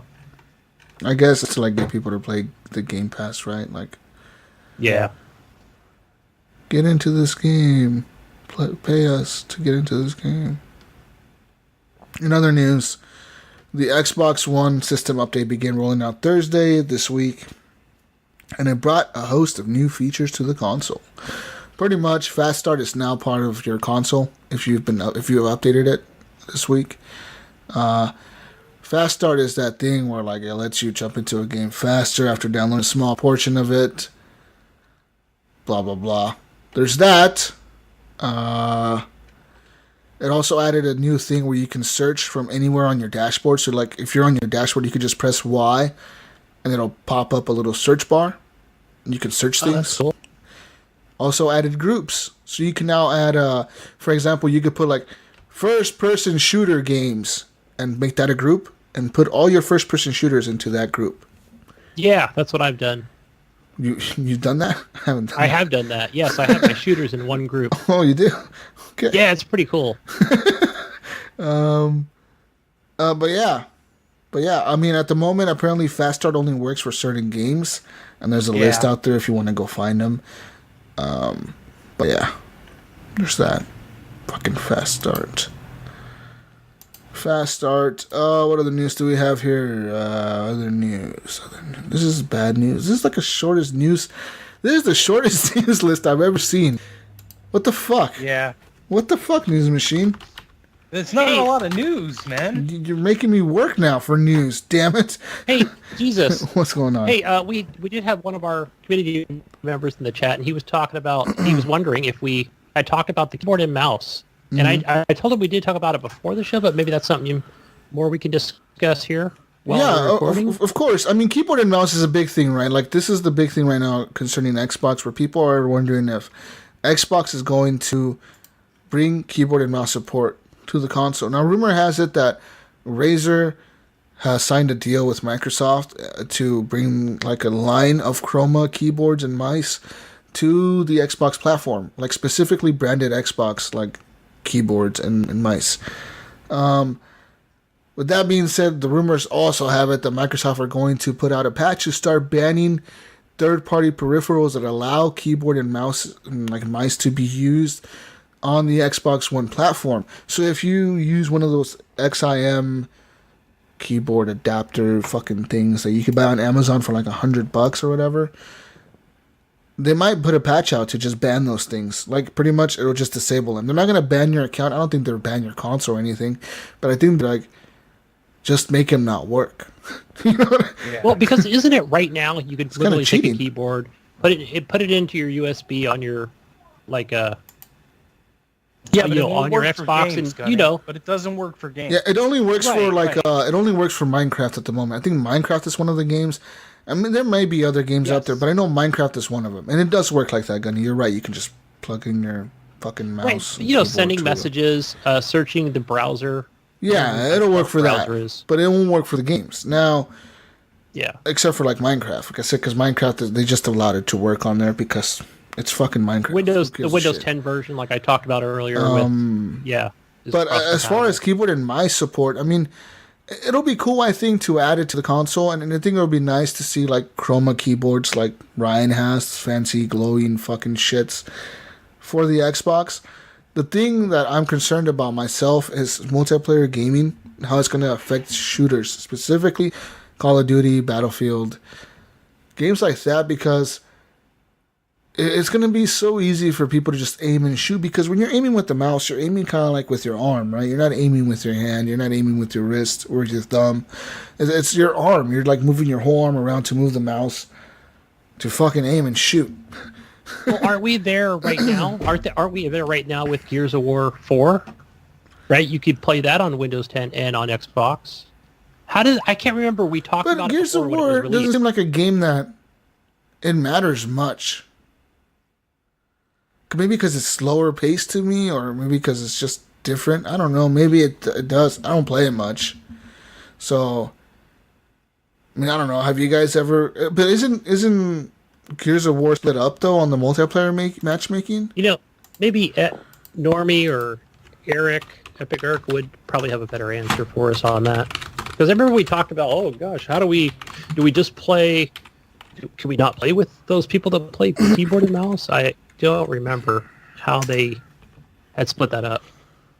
Because I thought maybe, maybe they had that problem solved, or it's just PC players using that cannot play with Xbox players. I don't remember. So, and I've only played with like a controller on Windows 10. So you Playing never Gears try to of like War. play it? You never try to play it with like a mouse and keyboard? No, I haven't. I've always had a controller in my hand. So I don't know. Maybe it says something different on the screen. So, because I would think they would have an advantage. Seeing how they got a higher end PC and more memory, but then I don't know. Maybe they limited it somehow. So, maybe it's the same software, so it doesn't matter. And even if I just have this high-end, ultra, super rapid, fast mouse, it's still just going to act the way it would. So I'm looking at Gears of War news for cross-platform play, and it says here that it is available for like standard modes for like the social quick play playlist, but it's not available for ranked. Obviously, right? Like ranked. Right. 'Cause you're reaching, you're trying to get like a certain rank, right? Your platinum or whatever the fuck you're trying to get. Because like I could see that in Siege being a problem, right? Like Siege, you get a rank every time you play ranked for like 10 matches or so. Imagine playing ranked against people on PC. Oh yeah, in they Siege. swoop around so fast. And they'd They'd would be fucking eliminated. destroy you. That mean you would be destroyed so fast you wouldn't have time to react to what the hell just happened. I think it would be the same for like games like Overwatch or Battlefield or Call of Duty or like any game where you need a rank. Halo. Like, I mean, you would just be destroyed in Slayer and stuff. I mean, it would just be hard. So, I guess, I mean, personally, I think that they should probably add it, but at the same time, add a way to like keep the player base kind of separated on what you're going to use. If you're going to use a fucking gamepad on your computer, that's fine. Play with the people on the Xbox. But if you're going to use a mouse and keyboard, then fuck you. You play by yourself with your PC people. Right. Yeah, especially if you're going to use any sort of hotkeys or anything. Yeah, dude. Yeah.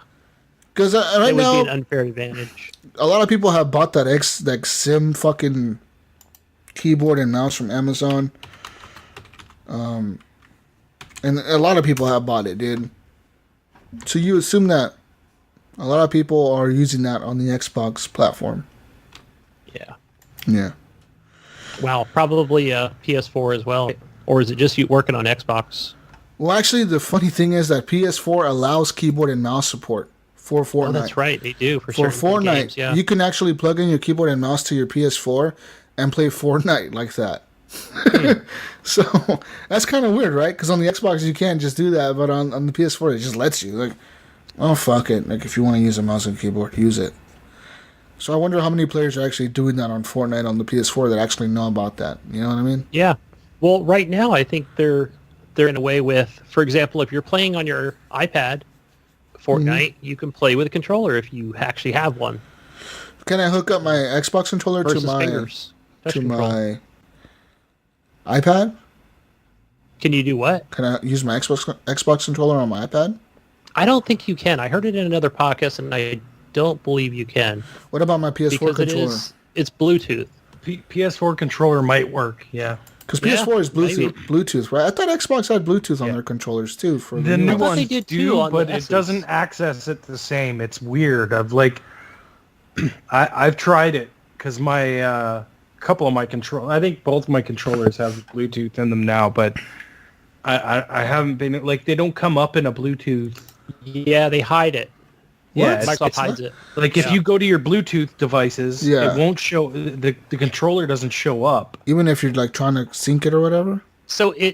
that tells me don't that know. the controller is only trusted devices, right? Just Yeah, like maybe. an Xbox. That's it.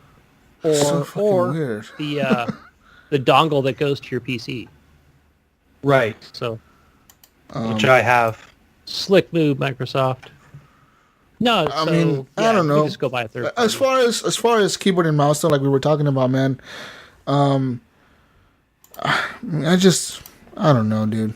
I don't know. I think they could add it, I don't but know at the either. same time, it could cause so many problems that we just don't foresee right now. Yeah. We just want it, but we don't realize like it's gonna happen. I don't until see you the actually point. do it. I I don't either. So Like, I think I don't either. But I guess, I mean, if you're trying to get like PC players to use console, but that's the fucking thing, right? Like, Why? if Why you're a would they PC do gamer, it, right? yeah, if you're a PC gamer, why do you want to use a console? There's no point. So, yeah. Unless it's a game that's just on the console, but like but that's Microsoft very doesn't rare. have that. Microsoft, Yeah. all their games are on everything. So it's like, what the fuck is It the just point of seems this? weird. It seems like a weird thing, but I think they're doing it just to say like, We have it. hey, if you have an argument that you want to use a mouse and keyboard because these people are killing you because of mouse and keyboard, you can do that. Like I don't know. It's like checking off a box. It seems like to me, right? Like Yeah, I just don't get it. Like I was saying to you though, Makes no Jesus, sense. earlier, is I think that there's going to be like these online games and stuff. They're going to have hoppers where it's going to be like, hey, this is the hopper that you go into if you want to play against people with mouse and keyboard. And if you just want controller, then you go into this hopper. If you want just mouse and keyboard, then you go into this hopper. If you want both, then you go into this hopper. You know what I mean? Like, I feel like it's going to be a checkbox that you're like, hey, I want to play against people with mouse and keyboard, or I don't, Yeah. or whatever. I mean, they have to do that. I would think we would need more games like on the Xbox, like World of Warcraft or any of these MMO and games that really require a good keyboard, and I can use the wheel on the mouse to scroll through all my different potions, and then I would see like, oh yeah, I think they should add this, but for now I'm like, no. We'll see. But real quick, guys, for Steven, real quick. Steven O'Connor, no. He says he wants to do a shout out to England for qualifying in the FIFA World Cup finals, the semifinals. World Cup news coming to you live on the Horrible Gamers podcast. England qualifying for the semifinals. There you go, Steven. Shout out Now, to my home now go country. give us money on Patreon. Go give us money on Patreon. We love our sports ball here. Yeah. We love our listeners. That kickball game, it's not done yet. It's not done yet. This is the World Cup, Ryan. The World Cup. Takes too fucking long, man. Is Canada in the World Cup? No, they're not. Hey, was the USA in the World Cup? Oh, fuck. Sorry. Yeah. So USA was too good. They were like, "You guys are banned." we actually have a football league up here. Ooh, a football league, eh? There's Toronto FC, and they're like, that's the North American league. Yeah. Do you guys play against the football clubs here in the U.S.? I think so. No, I know Portland is big in so what soccer. they do in the beginning Portland of has the the season Timbers and shit. is they'll go and play in England or Mexico or Canada. Oh, I guess. Just as a exhibition. Anyways, guys, other news. PUBG map selection is coming to the Xbox One later this year, and limb penetration is in the works. A patch is set to release in the next week, which will improve and resolve current issues with PUBG on the Xbox One. Along with this information, the development team provided an update on what to expect in the coming weeks. In late summer or early fall, players can expect PUBG map selection on the Xbox One. So you can select what map you want to play. boy. Oh, nice. Woo! Also, a fix to hit registration is also in the work. The developer said, quote, "It is extremely difficult to replicate in controlled conditions, but they are working hard on finding the reproduction steps." End quote. Pretty much, yeah, PUBG. Take it, PUBG. Henley will do it. And the other news, of course, is Sony's anti-gamer policy of fuck crossplay. But I thought they were starting to come together now. No. You're still like, no, fuck you guys. Really? Because they came out and said, "Oh, well, maybe we might." People are saying to actually send letters to fucking Sony, and they have the address of the headquarters. So here you go, guys. If you want to send Sony some letters telling them you want crossplay, I'm going to give you the address right now. Sony Interactive Entertainment LLC headquarters in the United States. It's 2207 Bridgepoint Parkway, San Mateo, California, 94404. If you live abroad and you want to send it all the way to their Japan headquarters, you go to Sony Interactive Entertainment Inc. 1-7-1 Konan Minato-ku, Tokyo, 108-0075 Japan. Actually, Sam. By the way, guys, just so you know, the Toronto FC does play against American teams like the Los Angeles Galaxy and the DC United and the Colorado Rapids. Do they play against the Portland Timbers? I don't know. Maybe. I'm just naming off names. The Chicago Fire. San Jose. San Jose Earthquakes. Yep. Been there. Yes, the Kansas City Wizards. The Gillette. Oh, no, that's Gillette Stadium. That's not. So, yeah, it's an actual North American league. Man, we sent out a lot of... I actually had a lot of work due to the World Cup being in San Jose. Really? A couple weeks ago. Yeah, those people can drink a lot of booze. Yeah. Yeah. Fuck. So I didn't go down there. I'm more north, but had to send more people down there, so it was more work for me. Thank you, World Cup. You know what? But San Mateo's like an hour and a half from me, so I can go down to the Sony headquarters and show them a moon in the daytime. Address it to the head Sony pony in charge. What were you gonna say, Ryan? You know what I hate about soccer or football, whatever the fuck you want to call it. Here we go. We got to a fucking soccer podcast. I can't stand how soccer players are the biggest fucking pussies in the world. They got to, bro. They got to. Oh yeah. Oh yeah. Like oh no! Oh, I'm dying! Oh, someone flick me in the ear! I'm gonna die! You fucking pussy! Fuck off! Go play a real goddamn sport. Sorry, that's my opinion. I mean, it is a real sport. You have to run a lot. There's a lot of stamina. Hey, if you could get slammed into the boards in hockey and fucking continue to skate, I don't think someone flicking your ear is gonna knock you on the ground and make you get carried off the field in a goddamn stretcher. They're a bunch of goddamn. Did you watch that? Did you see that Keenan and Peele skit that I posted? The Key and Peele skit that I posted in my page on Facebook? Yes, I think I did. I think They're playing soccer, and the one dude, he kind of like touches the other dude, and the dude does like a fucking cartwheel, and he falls over, and he goes to heaven and shit. And then like it shows him like getting a red card, and like the dude's like dying and having a seizure on the field, and then he goes to heaven. Supposedly he died or whatever. He goes to heaven, and then he realizes that they're gonna get a free kick, so he revives himself. And he like straight up gets out of the stretcher as they're walking him off the field. He jumps off of the stretcher and goes and does the free kick and scores. Oh shit, I was dying. Basketball players are not worse than soccer players. I have seen soccer players not even get touched. Like, Buddy just tried to slide by him to fucking to like knock ball out of the way, and he missed. And the guy will be like, "Oh, here's an opportunity for me to pretend to be injured," and he'd like roll around on the ground with holding his ankle. Like when you go to the replay, like he didn't even touch Buddy's ankle, like not even close. Buddy's rolling on the field like his ankle's broken. Oh, I play soccer. I'm a pussy. Oh shit! We're gonna get so much hate for this. We're gonna get so much. Guys, this is the Canadian. He's back. It's not us. It's him. Blame him if you get mad at us. If you want to play Sea of Thieves. Alan wants to. I'll play Sea of Thieves. No, Sea of Thieves. I'll blow his ass up. But shoot him out of a cannon and drive away. Pretty much. Yeah. I mean, okay. What is he saying to me here? When you wear no padding, yeah. Okay. That's fine. You're not wearing padding. I get it, but. No, you go on YouTube and watch the videos. It is the most bullshit thing I've ever seen in my life.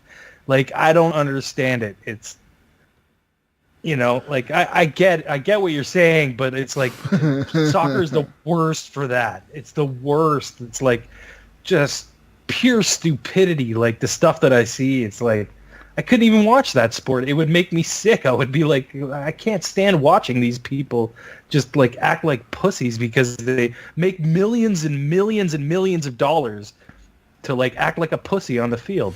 Toughen up. Be a man. Play hockey. You got flicked in the ear. You didn't get shot with a gun. Like, come on. Wait till you lost 4 teeth playing a hockey game. Shit. Yeah, that's right. Anyways, let's move on. In other news, Bethesda's Tom Howard said that Fallout 76 will not have crossplay because of Sony. Yep. Pretty much, he came out and said, look, Sony doesn't want to fucking do it. We can't do it because Sony doesn't want to do it. And that's another game putting heat on Sony, man. He pretty much said we'd really love to do that right now, but we can't. Sony is not as helpful as everyone would like. And he straight up said it. So guys, Sony's about the gamer, remember? They're about the gamer. Sony, I think Sony can only do this for so long before it starts really hurting them. Yep. It's going to reach a point where they have to buckle and they have to say, like, yes, okay, we'll let you crossplay. We'll let you do this.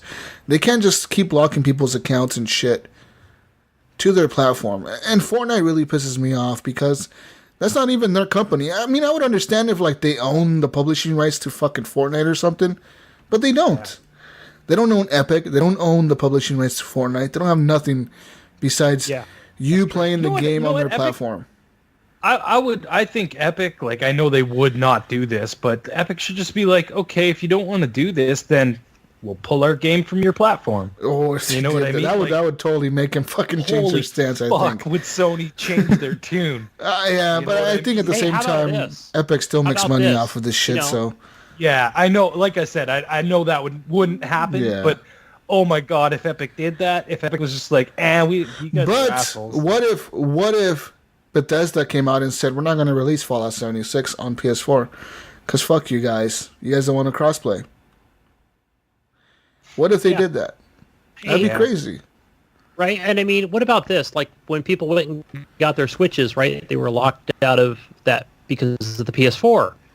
When they, especially if they bought DLC, cosmetic items, what have you, on the PlayStation. So what if kind of Epic even just turned tables, on Sony and said, all right, you know what?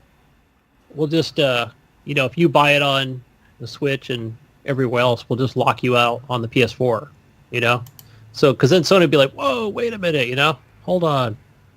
Like, basically, you got to rebuy everything on there. So, I would just turn the tables. I think Epic has a little bit to blame, especially if I'm getting locked out on my Sony Switch, and I bought stuff on Sony PlayStation, I just think it's screwed up. So, the way they do, I think they should unlock the account and say, okay, we'll ban you the other way, or, we'll lock the Sony thing down, and here's all the stuff you can bring forward to the Switch. I don't know.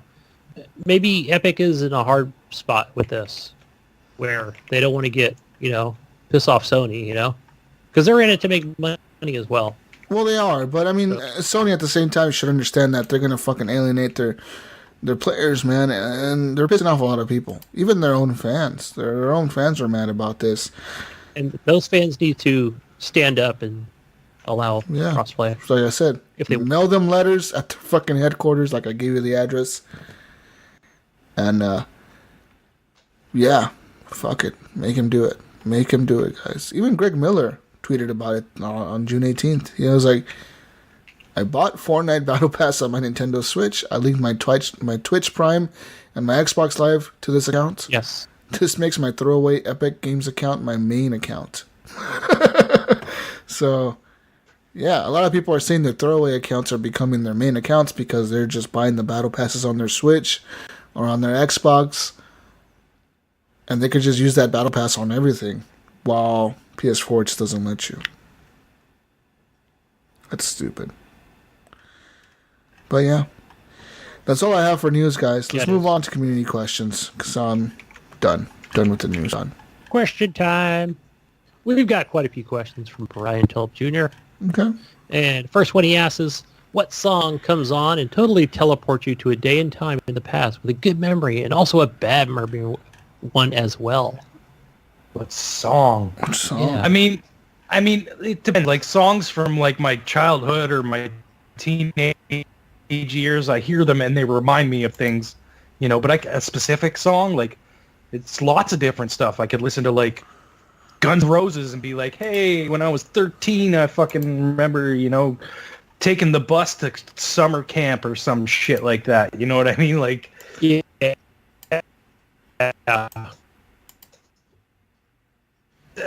Is linked to a memory. You know what I mean? Like, yeah, I'm thinking of I got a song actually, and here's not a bad memory, but it's a song that always reminds me of my dad, and I don't know why. But there's a line in the song. It's a song called by Brand New, and I can't remember. Play Crack the Sky. That's what it's called, and it's about like a boat sinking or something like that, and there's a line in it that says, I can't remember the fucking line. But it always reminds me of my dad. And I remember when I first went back to work, I was listening to it and it came on my playlist and fucking, it had me in tears, like literally just listening to the song. Like it really doesn't even have any attachment to my dad at all whatsoever, but it kind of, it always brings back that memory when I hear the song. I'm trying to think of a good memory. I mean, like I said, like listening to Guns N' Roses when I was a kid, stuff like that. You remember November Rain? Yeah. Oh, God. In the cold November Hey, Ryan, do you remember Guns N' Roses? Do you remember Mr. Bungle? I love Mr. Bungle. Okay, I wasn't sure if everybody had heard of him. I've seen them live. Oh, wow. Okay. Yeah. Mike Patton is the singer from Faith No More, is the singer of Mr. Bungle. Yes. Oh, my God, my ass is on fire. Yeah. Paraplegic inhuman liar. I remember I was a huge Mr. Bungle fan. I love my friend had the CD, and he goes, look, it's not even like an original CD. Like, I burned it off of something, But I know we had PCs back then. I was like, where'd you get that, man? Who is that? Oh, it's Michael Patton. I'm like, what? It's really weird, kind of wacky music. Yeah. Urban. And all their albums are different. One is very like like classical and weird, and then like another one's very rocky and heavy, and they just go through all these different genres. And the Mike Patton's a weird guy. If you know anything from Mike Patton, there's he is. he's a bit of out there. So, but yeah, I'm surprised you knew Mr. Bungle, man. That's like insane. I only knew because a friend who I actually have on Facebook, and I remember I went to his house and I thought it was, what's his name from Guns N' Roses? And he goes, that's who it is. He goes, but listen to this next one. Oh, Faith No More. Yeah. And he goes, no. He goes, nobody's heard of him yet or something. It was, God, there was no internet at the time, right? It didn't exist.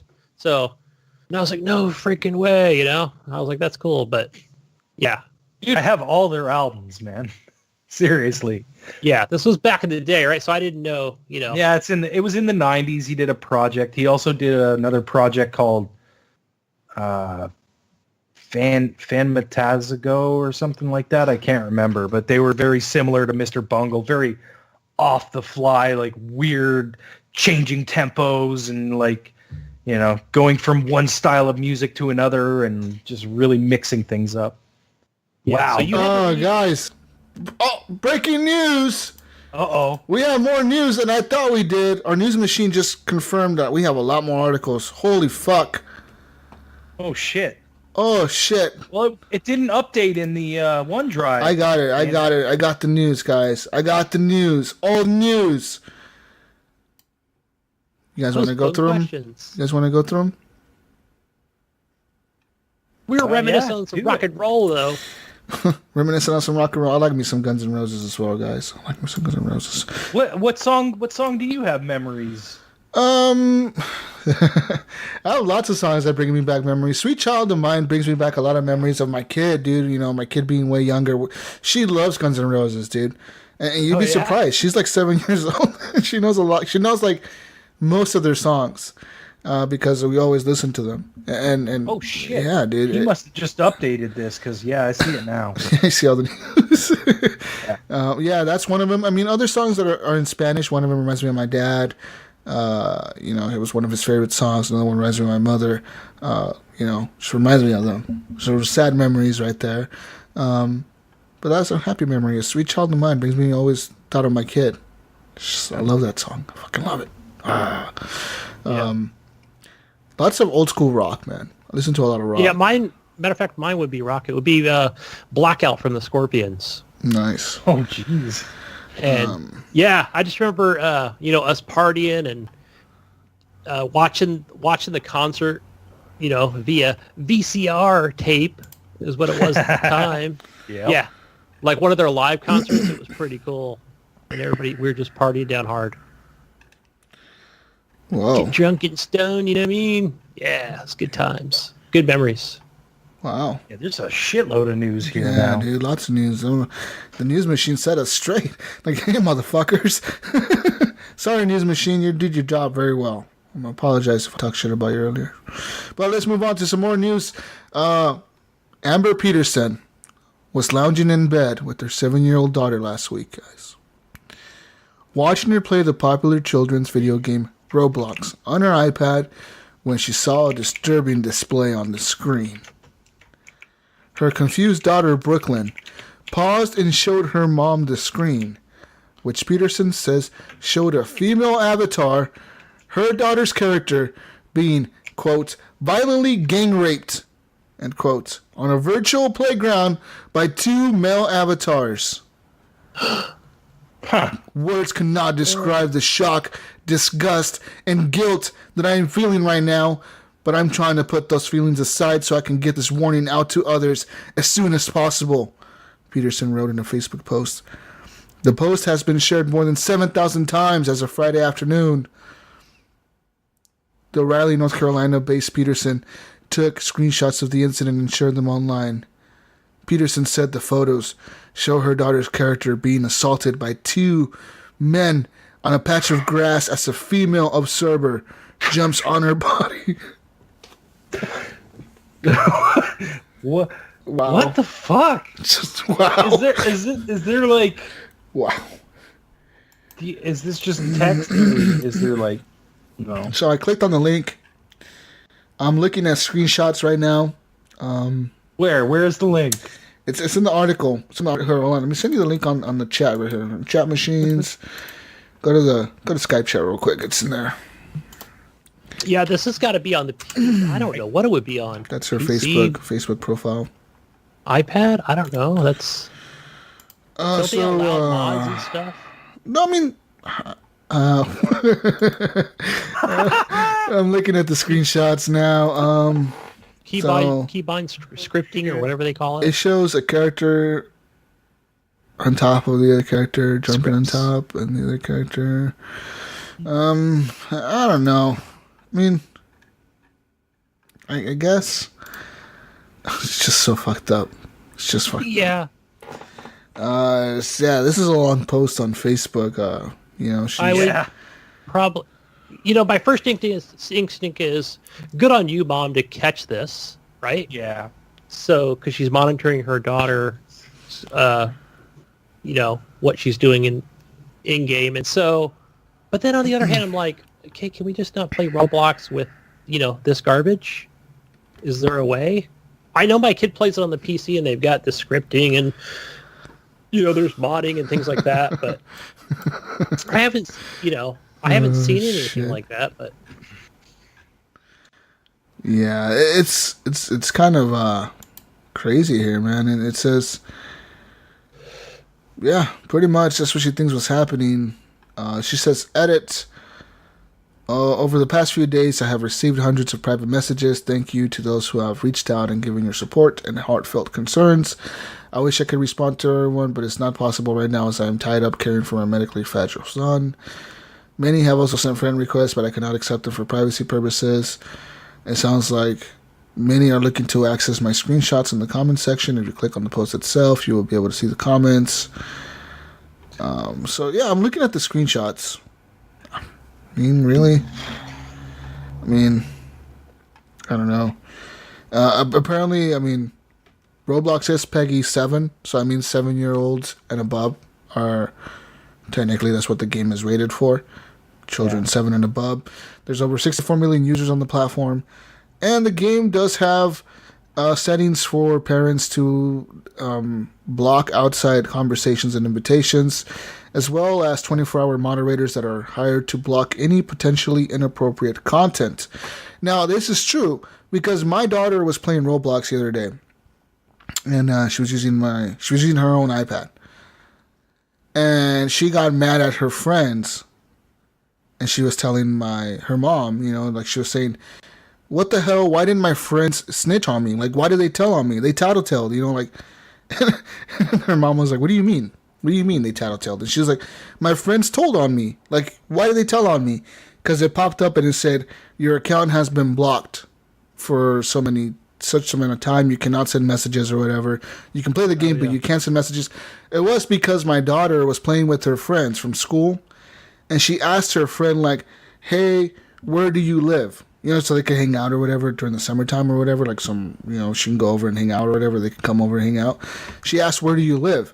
And automatically Roblox algorithms picked it up and they blocked it. Because they were like, you cannot ask people where do they live or how old are they or where they're at, where their location are, because a lot of kids play it and they don't want people going on there asking little kids, hey, where do you live? So it automatically blocked her from chatting ever. Like, she was like blocked for like 24 hours or some shit. Like, and so yeah, she was mad at her friends, thinking her friends told on her. Like, oh, my friends told on me, like fucking assholes. But no, it wasn't her friends that told on her. It was Roblox's algorithm that just picked it up and blocked it.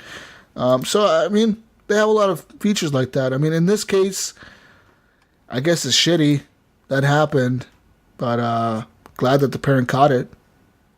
Yeah. It's a crazy story. That's a crazy ass story. In other news, rumors have it that the Xbox codenamed Scarlet will be able to stream games to your phone via 5G networks. What do you guys think about that? Yes. Show me. That's what I want. That's what I have to say about that. I have I don't doubts about I that. don't have any faith in that either. Some bullshit. You guys with your fucking streaming, that shit ain't gonna happen for a long time. You realize how many data caps we have on our shit? You ain't gonna let you stream a fucking game to your phone? Ain't no way, dude. Just no way. No way. Yeah, No. I don't know. I mean, we'll see. I mean, remember when we played PUBG, we were pretty fucking amazed that it ran so smooth on the phone, right? Well, yeah. You know, we'll see, but I don't think a 5G network is going to be enough to stream like an Xbox One game. You know, Well, that shit's fast, dude. Have you seen 4K. the new network that Sprint has? Kind of they have it, but don't really have it. yeah, we don't have 5G up here. Either. They kind of unveiled it at, I forget, it was a basketball game or something. They had it at halftime. They like connected some fucking phone to this special network, and it was downloading shit at like 600 megabytes a second. It was fucking fast. It was fucking fast as shit. But you know, everybody's like, really? You're not gonna have that when you have millions of users on the same network, and it's fucking Sprint, dude. Yeah, exactly. It's fucking Sprint. Come on. They're the worst of everybody. Let's hear. Even my T-Mobile, whoever they merge with, it's still kind of crappy where I live. Shit. What else we got, Jesus? Other news. Apparently the PlayStation Russia account tweeted some shit out with an X, so people were quickly to to say that the PlayStation 1 X is coming. But this is some bullshit. It's just a tweet from the PlayStation Russia account. I don't believe it. PlayStation 1X. Yeah. Can you imagine if they did that? I would laugh. The PS4 One X. They would be like, what the fuck? Just straight up steal Microsoft's fucking marketing. Some people are saying PS Vita 2, maybe. I don't think they're going to do another. You think they'll do another Vita? You think they? No. I think, yeah. They don't have I don't know. fucking guts to do that, dude. Okay. Let's see here. More news. Wow. PlayStation Now news, I guess. Sony is raising the price of PlayStation View packages by $5 per month. What? Who uses this? It's apparently for the season for internet pay TV to raise their rates. Sony announced Monday that all PlayStation View plans, Access, Core, Elite, and Ultra will increase by $5 per month starting July 24th. Yeah. The move comes after AT&T announced that they will be increasing their DirecTV Now subscribers for $5 a month. Sling TV also said that they're going to increase their price by another $5. Networks are charging more. I guess. I mean, who the fuck uses PlayStation View? Really? I don't know. I have it on my TV. Like, there's an option for it, but I thought you were talking about PlayStation Now. I thought it. Well, that's what the article said. That's what the note said, but it apparently was for PlayStation View, not PlayStation Now. Right here. Okay. More news. PlayStation and PS4 won E3 2018, according to the critics. Which ones? The Game Critic Awards. PlayStation won a total of 6 Best of E3 awards for E3 2018, followed by EA with 4 wins and Microsoft with 3. The Last of Us 2 won special commendations for graphics and special commendation for sound, while Marvel Spider-Man won Best Action Adventure Game and Best Console Game. Pretty much those were the highlights. Dreams won Best Original Game, and Tetris Effect won Best VR AR Game. Sucker Punch's PS4 exclusive Ghost of Tsushima also won a special commendation for Graphic Award, which is shared with The Last of Us 2. The only other game which shares a particular award was CD Projekt Red's highly anticipated Cyberpunk 2077.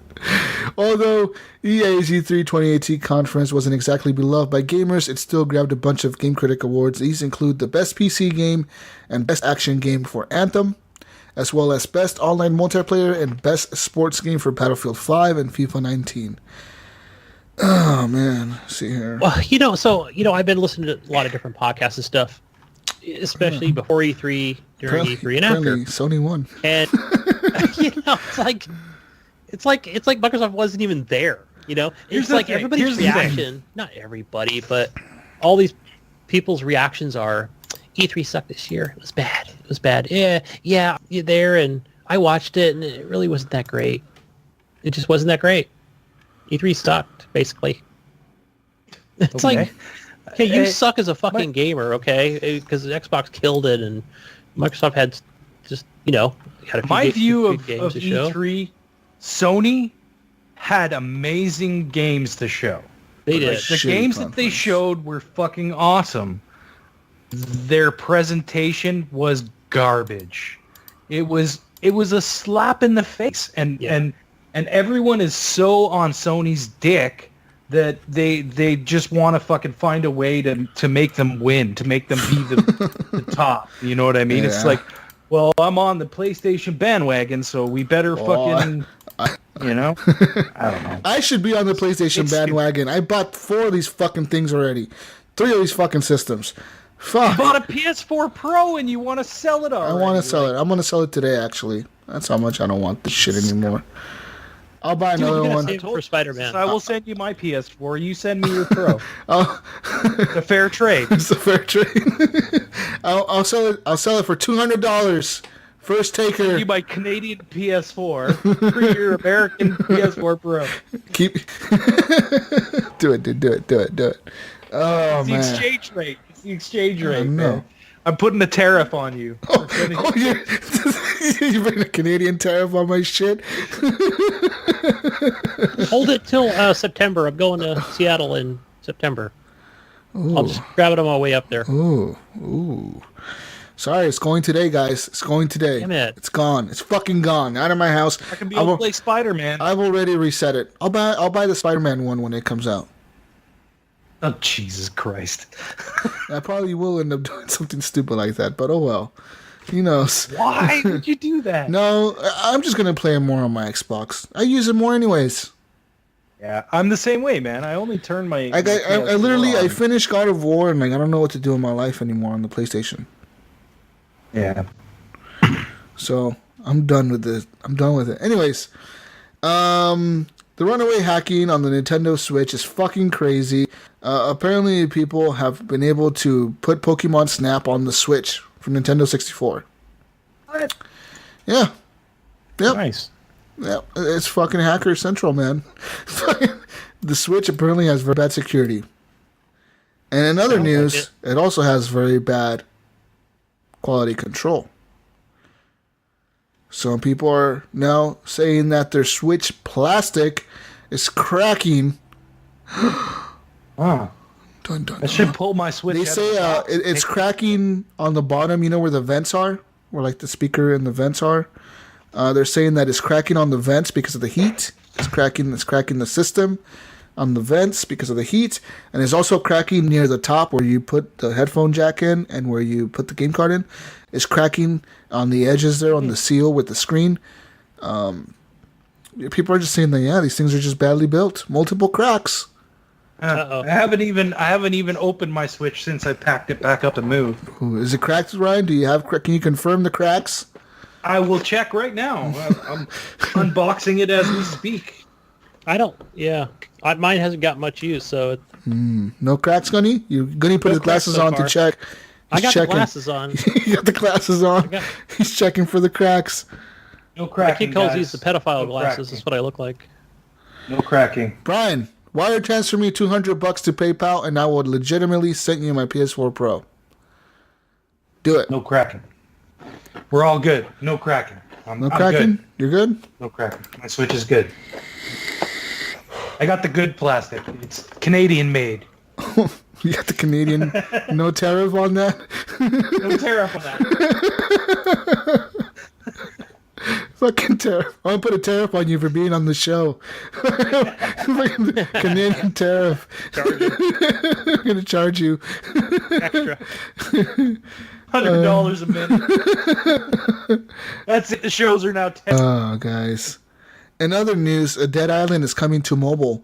Dead Island Survivor is now a game. It's a tower defense game out now for Android and iPhone. This is Deep Silver's new mobile game. Apparently, it's Dead Island licensed. You pretty much play. I think I played this and it wasn't very good. Apparently, you can. There's in-app purchases between 99 cents and $100 per item.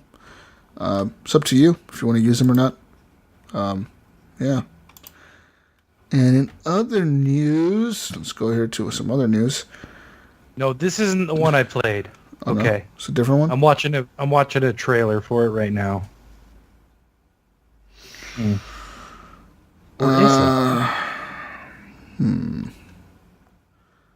Okay, now Disney is going to use more immersive experiences for their users. Pretty much, you can get the new Play Disney Parks app. And with this app, you can now use it to walk around Disney parks and play games on your phone while you're walking around. It'll be an immersive thing, like augmented reality type shit with your phone in the park. I guess cool. I don't know. I don't know. Whatever. If you live near a Disney park, go try this. So that's it. That's all I have for that. And the last piece of news. Gaming gets X-rated and very profitable. That's right. That's right. And a game. Yeah, I guess. In a game named Armored Blitz, players assemble an army of anime tank girls. When the game debuted on Google Play in November 2016, it grossed just about $23,000 in 6 months, less than half of its production cost. Then the same game relaunched on the adult gaming platform Nutaku, now with the notable addition of hentai cartoon porn. Blitz went on to bank more than $160,000 in 6 months. The thriving erotic gaming industry that originated in Japan is now going global, guys.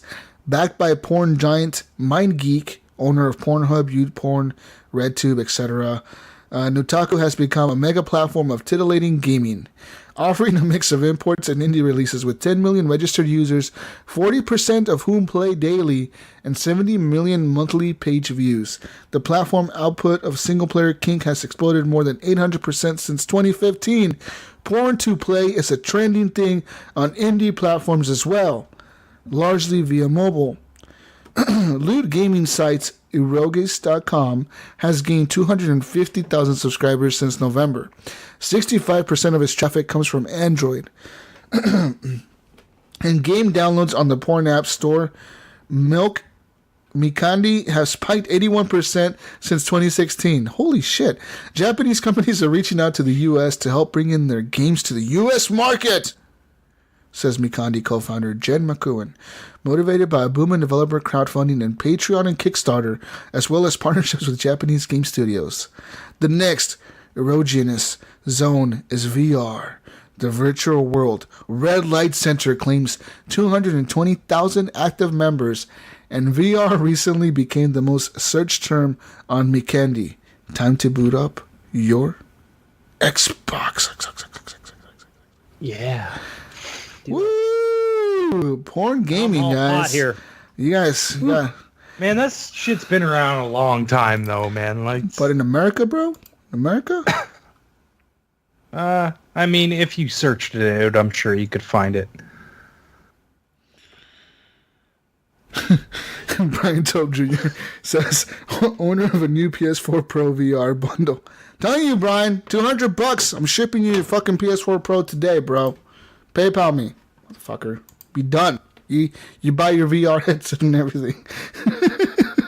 Oh man. Hey, now we're done with the news for reals, guys. Fuck, that was some crazy news. From Crazy. From Roblox Andrew. sexual assaults to gaming porn. VR game porn. Yep. Nice. We bring it on, the horrible gamers. Shit. Gets crazy, man. All right. Thank you, Andrew. Johnny Don't on Xbox Live. Thank you, dude. Thank you for fixing our damn news problem. We had a big news problem in the beginning. We gotta get him. Approved to just edit the Google Doc, so he can just go in and drop. Yeah, he should. Doc. How do we do that? Because he used to be on Windows Phone and he wasn't able to do that, and that's why I always got the news through OneNote. But now he's on an Android phone and he's having problems with OneNote. So I think maybe we just go to Google Docs and give him permission to get in there and just drop the news in there. You shall be approved. We'll figure that out, Andrew. We'll get it done for next week. Ooh, yeah. Try not to blow the house up with lightning, okay? Blow your PlayStation up, and that would be crazy. All right, so All right, should next we question. continue on Next question. Yeah, next question. All right.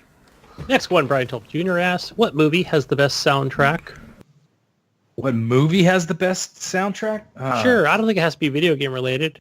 I mean, The Sound of Music? I really liked fucking the Judgment Night soundtrack. I don't know if you guys remember that movie. It had Dennis Leary in it, and they were driving around in a camper.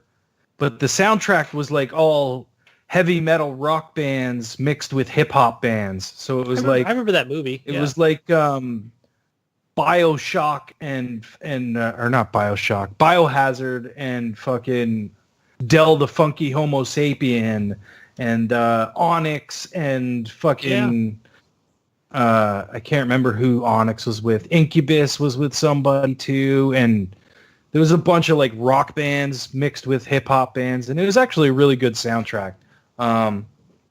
Yeah, check it out. I guess I don't know if that's the best, but that was one of the ones that came to mind for me.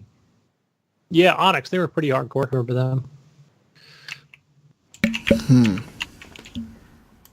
I can't think of any good ones off the top of my head. Of any what? Okay. Mary Poppins. I don't know. Really? No, I just remember that one as a kid, but and always loved the Star Wars music, but it's not really, even if there was a soundtrack to it. Y'all got this shit wrong. Motherfuckers, The Lion King has the best soundtrack. No. Get lost. The Lion King.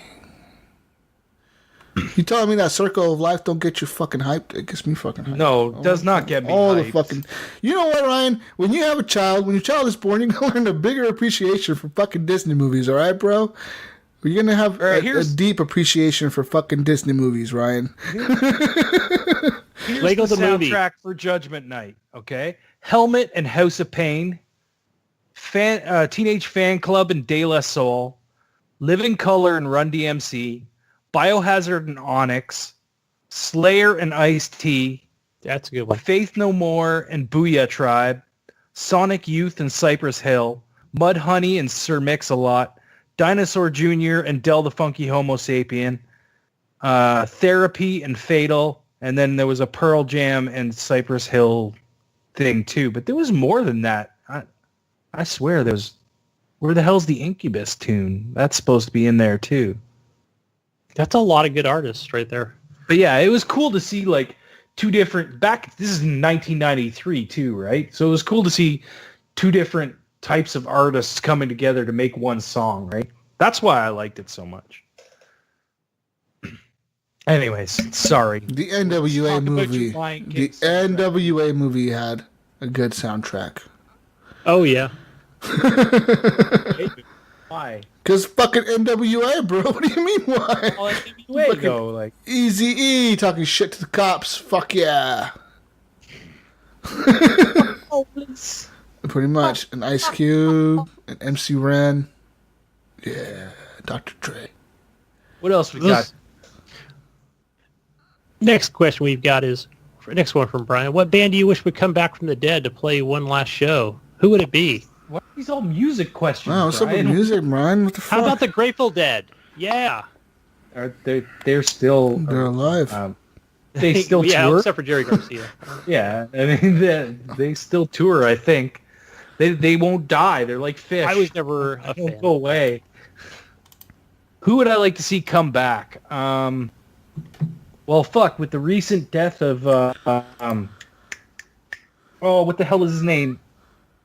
The Name? drummer from Pantera. I can't remember his name now, and I feel really bad. But he passed away recently, and of course, Dimebag Darrell passed away when he got shot by that stupid kid. Yeah. I would like to see Pantera come back. I think that would be fucking cool. What about you guys? Anything? Nothing. We don't want to see anybody come back? Nope. No one. Jimi Hendrix, fucking Janis Joplin, something like that. Yeah, I know. Dude, Jimi Hendrix came back. He'd be all old and shit. No, man, he'd come back to see me. He'd come back all young, all hippie looking and shit. Yeah. Come back. Fucking tabs of acid in his fucking... Oh, shit. Yeah, bro. Free love. That'd be cool. You know, one of my first bands that I really enjoyed, not that any of them are dead, but I want to see a revival from Van Halen, the original. But no one's dead. They're all alive still. They just don't get along. Well, just a band that you wish would come from the dead. I don't know. Not to say that everybody's dead, but... And they've come back too many times. Yeah. David Lee Roth era, and then Sammy Hagar era, and then back to David Lee Roth, and then back to Sammy Hagar again. I don't know. They just don't like each other. They hate each other. Yeah. So. Right. Okay. You got nothing, Jesus? Nothing. No band that's past. You don't want to see Tupac come back? You don't Nope. want Who wants Michael Jackson? Tupac wouldn't be relevant if he was alive. I don't know about that. Well, I mean, he would be like, he would be kind of like Snoop Dogg or like Jay-Z, where like he would own his own record label and just be making money off of like other people. Speaking of Tupac and Biggie and all that shit, there is a show on Netflix, and what the hell is it called? Unsolved. I didn't think that this was going to be a very good show. I thought it was going to be some stupid documentary about their death, but this show is fucking good, man. Me and Kathy watched the entire series, and it was a really well done show. So if you're interested in that stuff, go check that out, because it was well done, and it's like, and the two guys that played Tupac and Biggie, holy fuck, did it ever look like them? Like I think the guy that played Biggie was his son or something like that. Was it his son? Probably. I think so, but they really did. Like those two in particular, the guy that played P. Diddy, he didn't really look like him. You should have just had P. Diddy play P. Diddy. He's probably like, fuck that. Yeah, he's probably like, I don't want anything to do with this shit. Well, they kind of paint him in a bad light. Well, he was kind of a shitty person. I mean, all he did was make money off of Biggie, and still makes money off of him. So yep, to this day, right? Yeah. To this date, yeah. And he was kind of the one that started the whole feud between Biggie and Tupac, right? Yeah. Like, Biggie and Tupac were fucking friends before they were all good that friends. shit. They were like best friends. Yeah, and the whole reason Tupac kind of started rapping was because of Biggie. Biggie was a rapper, and he was like, "Hey, I got a friend who knows how to rap too," and all that shit started because Tupac got robbed in a fucking elevator and got shot in the back of the head. Yeah, crazy bastard. Got shot a lot of times and survived. I know, man. He crawled out of the elevator and walked into the fucking studio. Yeah, like crazy, dude.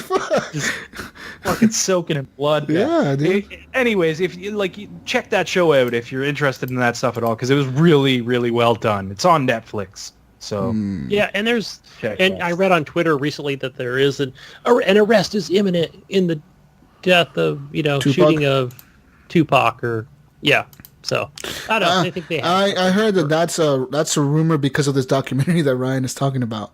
It's actually it's just a rumor that came up because of that, because there's a guy that says he was with the killer of Tupac in his car and all that shit. Like the police in Las Vegas were like, "There's no fucking warrant gonna be issued for an arrest. We don't know who the fuck did it. We just don't know." For 20 years, and it's fucking crazy. Like, Suge had something to do with it, obviously. I mean, it's kind of crazy to me that you get shot on one of the busiest streets in Las Vegas, dude. The fucking strip is packed, no matter what time of day it is. You get shot in that motherfucker, someone's going to see who the fuck shot you. And somehow the police had no witnesses or no leads to who the fuck shot you. Well, it's not like today where we have cameras and DNA. It's kind of weird, right? Like, because no one wants to say shit. You know what I mean? Yeah, that's pretty much it. The rat. Yeah, that's pretty much it. I mean, because like I said, you get shot in Las Vegas on the fucking strip, dude. Someone's gonna find you like in a matter of seconds. It's seconds, dude. That's how many cops are on that motherfucker all the time. It is wild, but yeah. Next. Fuck. Anyway, We do have a game related question here from Brian. He says, here we go.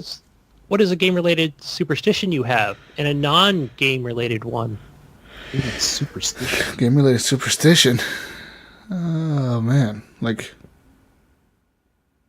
What do you mean? I'm just trying to think of. First of all, I don't have any superstitions really. I don't believe in those. Of course not. Let's see, any game related ones though? Like maybe, you know, like I used to hang out with these people that were Filipino, and I know they were like superstitious a lot. Like they had weird things I would ask them, You know, so, oh yeah, man, we're real superstitious, It's like, okay, whatever. Vinnie Paul. Thank you, Jason. I just scrolled over to the chat. That's the drummer from Pantera that passed away. Okay. And Andrew said he wants to see three non-blondes. Isn't it 4 non-blondes? Oh yeah. And I said, hey. hey. We were singing that before the show,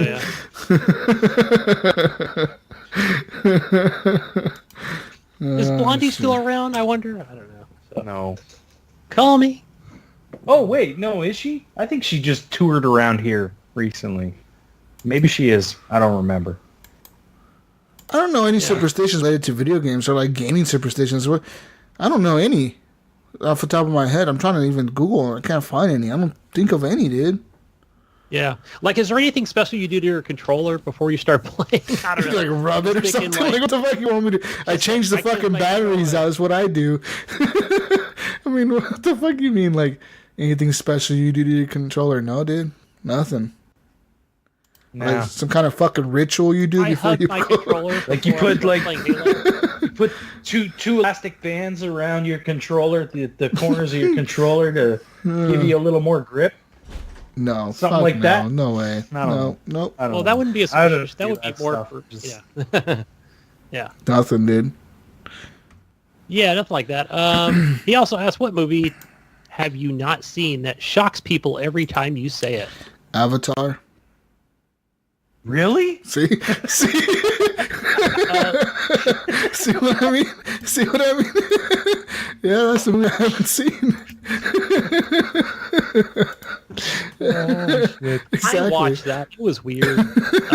Yeah.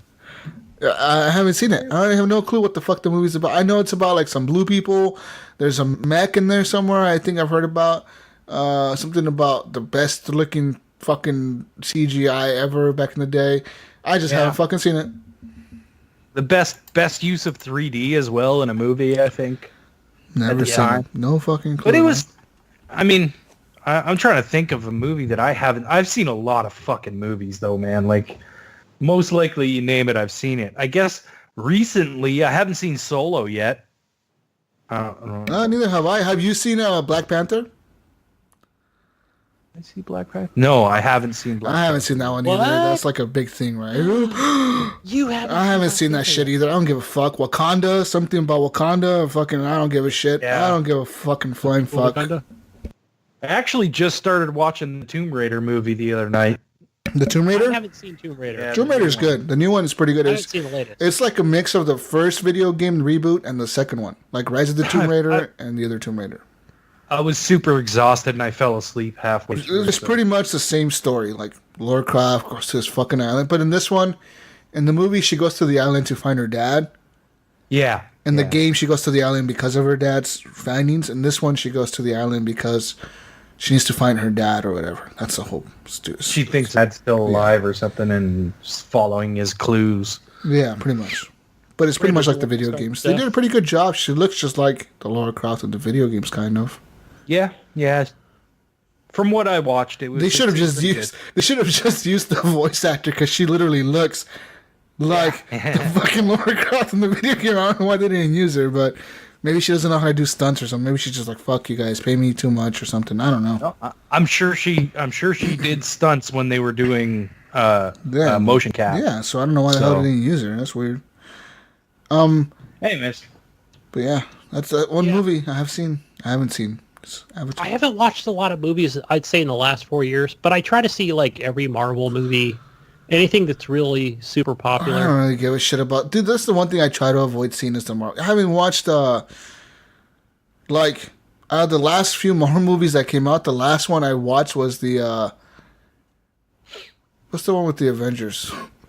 The one with Thanos. Infinity War? Yeah, so I watched that one. Infinity War, yeah. Now those I actually go see to the movie theater. Yeah, themselves. see, that's the one I saw in the movie theater. I haven't seen Doctor Strange or the Thor. I haven't seen that one either. Oh, so good. Yeah, me either. I haven't seen any of the They're all Thors. I haven't seen any of the Thors. I've seen the Iron Mans. I like those. Yeah. But I haven't seen like the Hulk movie. I haven't seen the Thor movie. I haven't seen seen Thor Black 2, Panther. Ragnarok. I haven't seen. I have not. I haven't seen that one either.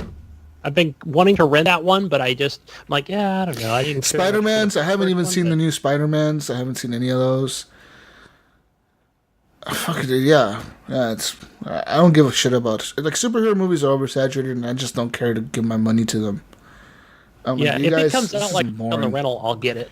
So I'd say only Thor 2 is the only one I haven't seen. Yeah. If it comes out on the Pirate Bay, I'll get it.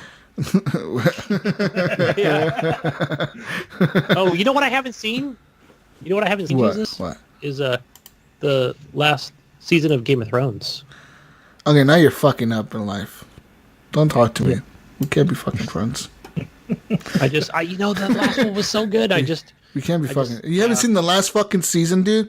The new season doesn't come out till next year. What the fuck are you doing, bro? What the fuck are you doing? Bro. Watch it, man. Khaleesi and fucking Jon Snow and motherfucking crazy bitch from the fucking King's Landing, Cersei. Let him watch it. Let him watch it, Jesus. It's fucking epic, bro. She goes nuts. Everybody goes nuts. It's fucking wild. You know, people saying like that season finale, like that got me up out of my chair.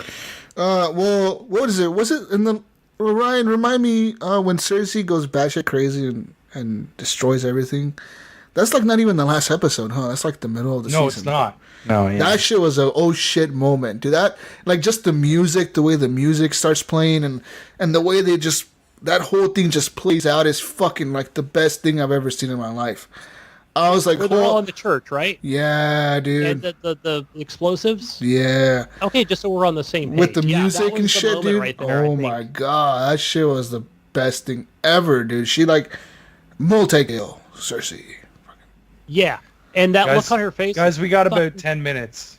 Play of the game. Play of the game. All right. Andrew, news guy. He's got a question. Are we going to try and get some of that Funko cereal? No. I don't know. I've been seeing those. I don't know. Probably not. I think it might be after I tried at... the Mario cereal and I'm it too was poor not for that good shit at all. Yeah, that Funko cereal doesn't look good at all. I don't know what it is. Oh. The box looks cool for the cut one. Yeah, but I might pick up the Cuphead one and the Mega Man one just to have the box, but I don't know. And that's pretty smart of them to do that. Those brands, because a lot of kids know Cuphead. Yeah. A lot of kids know Cuphead. My daughter's always talking about fucking Cuphead. She doesn't even know how to play the fucking game, and she's like, "Fuck Cuphead." I'm like, how the fuck do you know about Cuphead? Like, she's like, everybody talks about Cuphead at school. Cuphead. I saw a couple Cuphead items at Target. Yeah, Cuphead is everywhere, dude. It's popular, dude. Yeah. But yeah, the Funko cereal, I know it's exclusive at, what's the name of that store? Not Forever 21. It's the one that's got the video game shirts and accessories.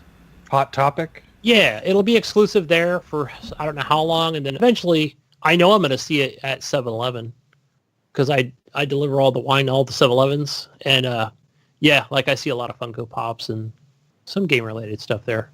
So I'll pick it up after it's open to everybody. Sure. Try it out. Next question, John Jerome. Do you think we will ever see Microsoft exclusives available on the Switch if a good relationship continues between them? Well, you already do. We do. Minecraft. Well, yeah, Well, I I guess think that's that not would be exclusive. exclusive, It but wasn't it's owned before by the them PlayStation.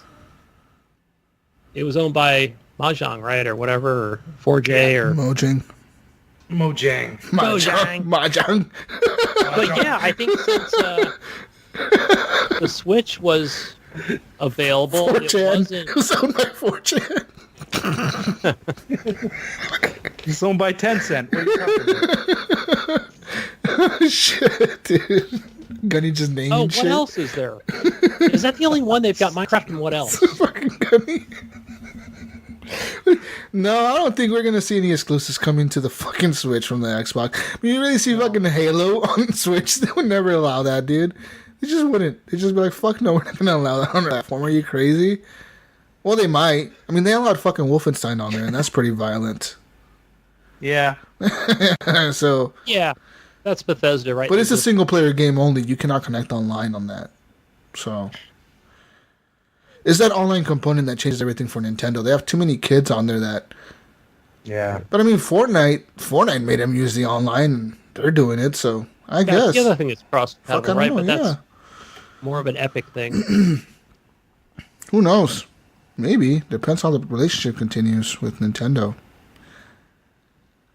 Last question. Yeah, I'm just trying to think of something that's not so much like Halo or Like maybe Forza. Cuphead coming. Cuphead's not even a Microsoft. Yeah, Well, there's an exclusive. Yeah, it's an exclusive. I could see Cuphead on the Switch. Cuphead would do really good Sure, on the that would be a Switch. good- It would good do one. really Yeah. fucking good on the Switch, I think. Yeah, Just I to- could see that. Yeah. You'd fucking break your Joy-Cons. Yeah. Joy-Con's broken because of fucking the Switch will be broken and be cracked in half because you're gripping that shit so hard. Yeah, man. Seriously. No You're joke. crazy. All right. All right, what else we got, Gunny? Let's see. Next one, John Jerome, he says, I missed the first hour of the show, he said, but any plans for Patreon exclusive content in the works? I mean, we've tossed this around for a little while before, and I mean, we all come down to the fact that we feel like our content should be free for everybody. But, you know, like, I think we need more Patreons in order for it to be worth us to do content strictly for Patreons because, I mean, what do we have? 6 or 7 people? No, like 10, dude. Like 10? Even 10. I mean, like 10 people, that's all the people that are going to get this exclusive content.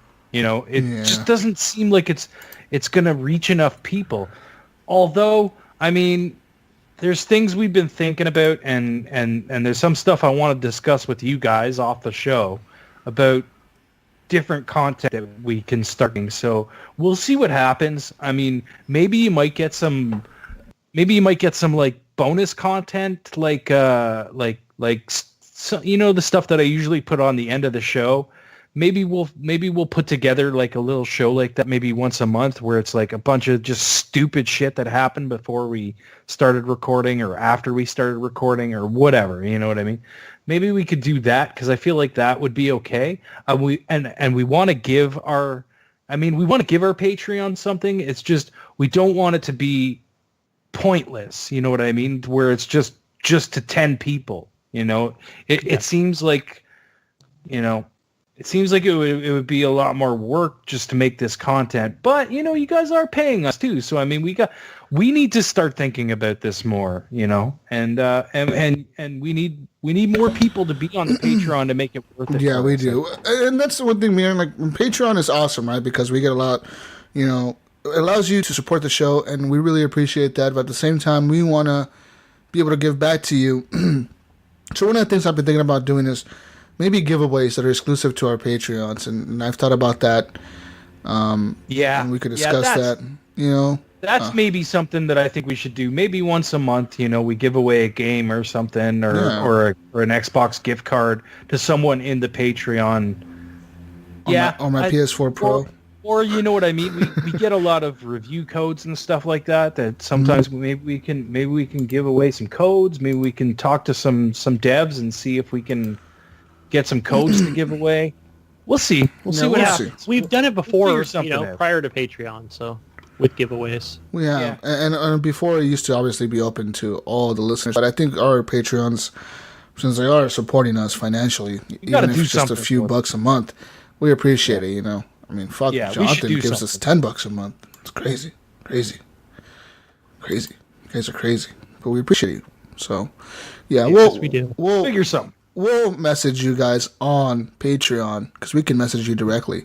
We'll message you on there when we figure it out. We're going to be working on it this month. We promise you we'll have a solution within 20 days. By August. By the end of this month. Kidding. In 30 days. Fuck, I don't know. We'll have it by August. I think by August we'll definitely have something down to start doing for the Patreons. All right. Gunny, you got any more questions? No, I think that let me just check on the old F book there really quick and see if... Oh, you know what? I don't even have it on up there. All right, Jesus. Why don't you get us out of here? Because we've got about 4 minutes before the live stream's going to die. Woo! Guys, we're out of here. Girls, we love you all. Follow us, Horrible Gamers Podcast Community on Facebook. Join the group. There's a page as well. You can just go to the page, Horrible Gamers Podcast, and like it. And there's a link to the group in there.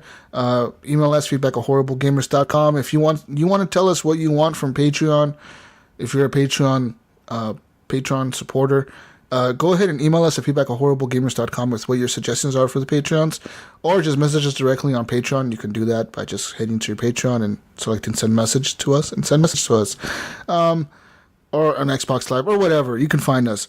Also, add me on Xbox Live, gamertag Jesus Walkslot. I'll be playing a lot of Witcher and some Halo 5 tonight. Saturday night is Halo night. Just know that. We're done. Fuck PlayStation. I'm getting rid of this shit. Sold. Yo, find me on Xbox Live. Find me on Steam and the Switchy thing. But my gamer tag is Gunny Chief. One word. And yeah, I'll be playing some more State of Decay 2. She's going to help me with some ruck sex. I need food, man. I'm starving. I'll give you some food. I'll give you some food. I got food. I got food for you. I got fucking food for you. Cool. Guys, you can find me on Xbox Live, Steam, and PSN under Gib8777. What does Gidget say, Jesus? Peace out, Brussels sprouts, and we'll see you on the next edition of the Horrible Gamers Podcast, and we'll have the news all together next time. We promise. We'll get our shit together. We love you. Happy birthday, Ryan. Thank you. We love you too. Happy birthday. Bye, everybody. Bye, live chat. We love you. Bye.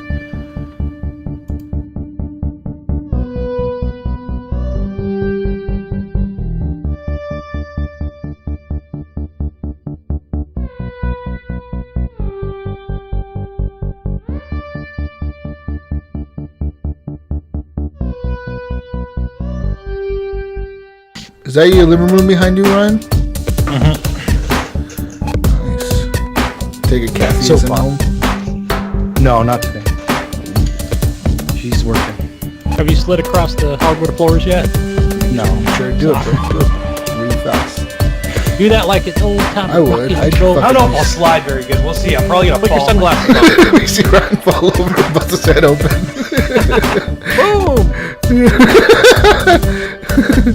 Boom! Oh shit! He cracked hard. Oh shit! You forgot he spilled oil there earlier. Oh on my the gosh! PC. Dude, I'm so glad we got shit, that he's on. injured. We got that on Facebook Live. Fuck your camera.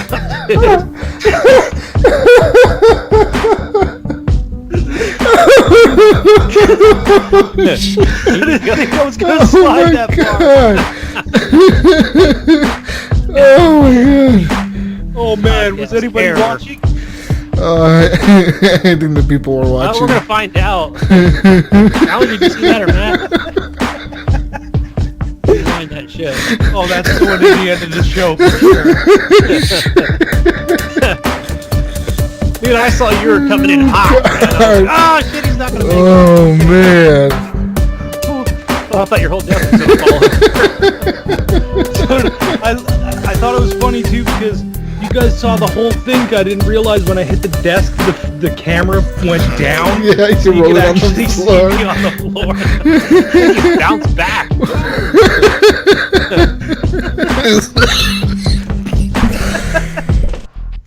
Oh shit. Oh man. Did anybody see that? I think Matthew real well That's saw that. Oh Jesus Christ. See what people miss when they don't watch live shows?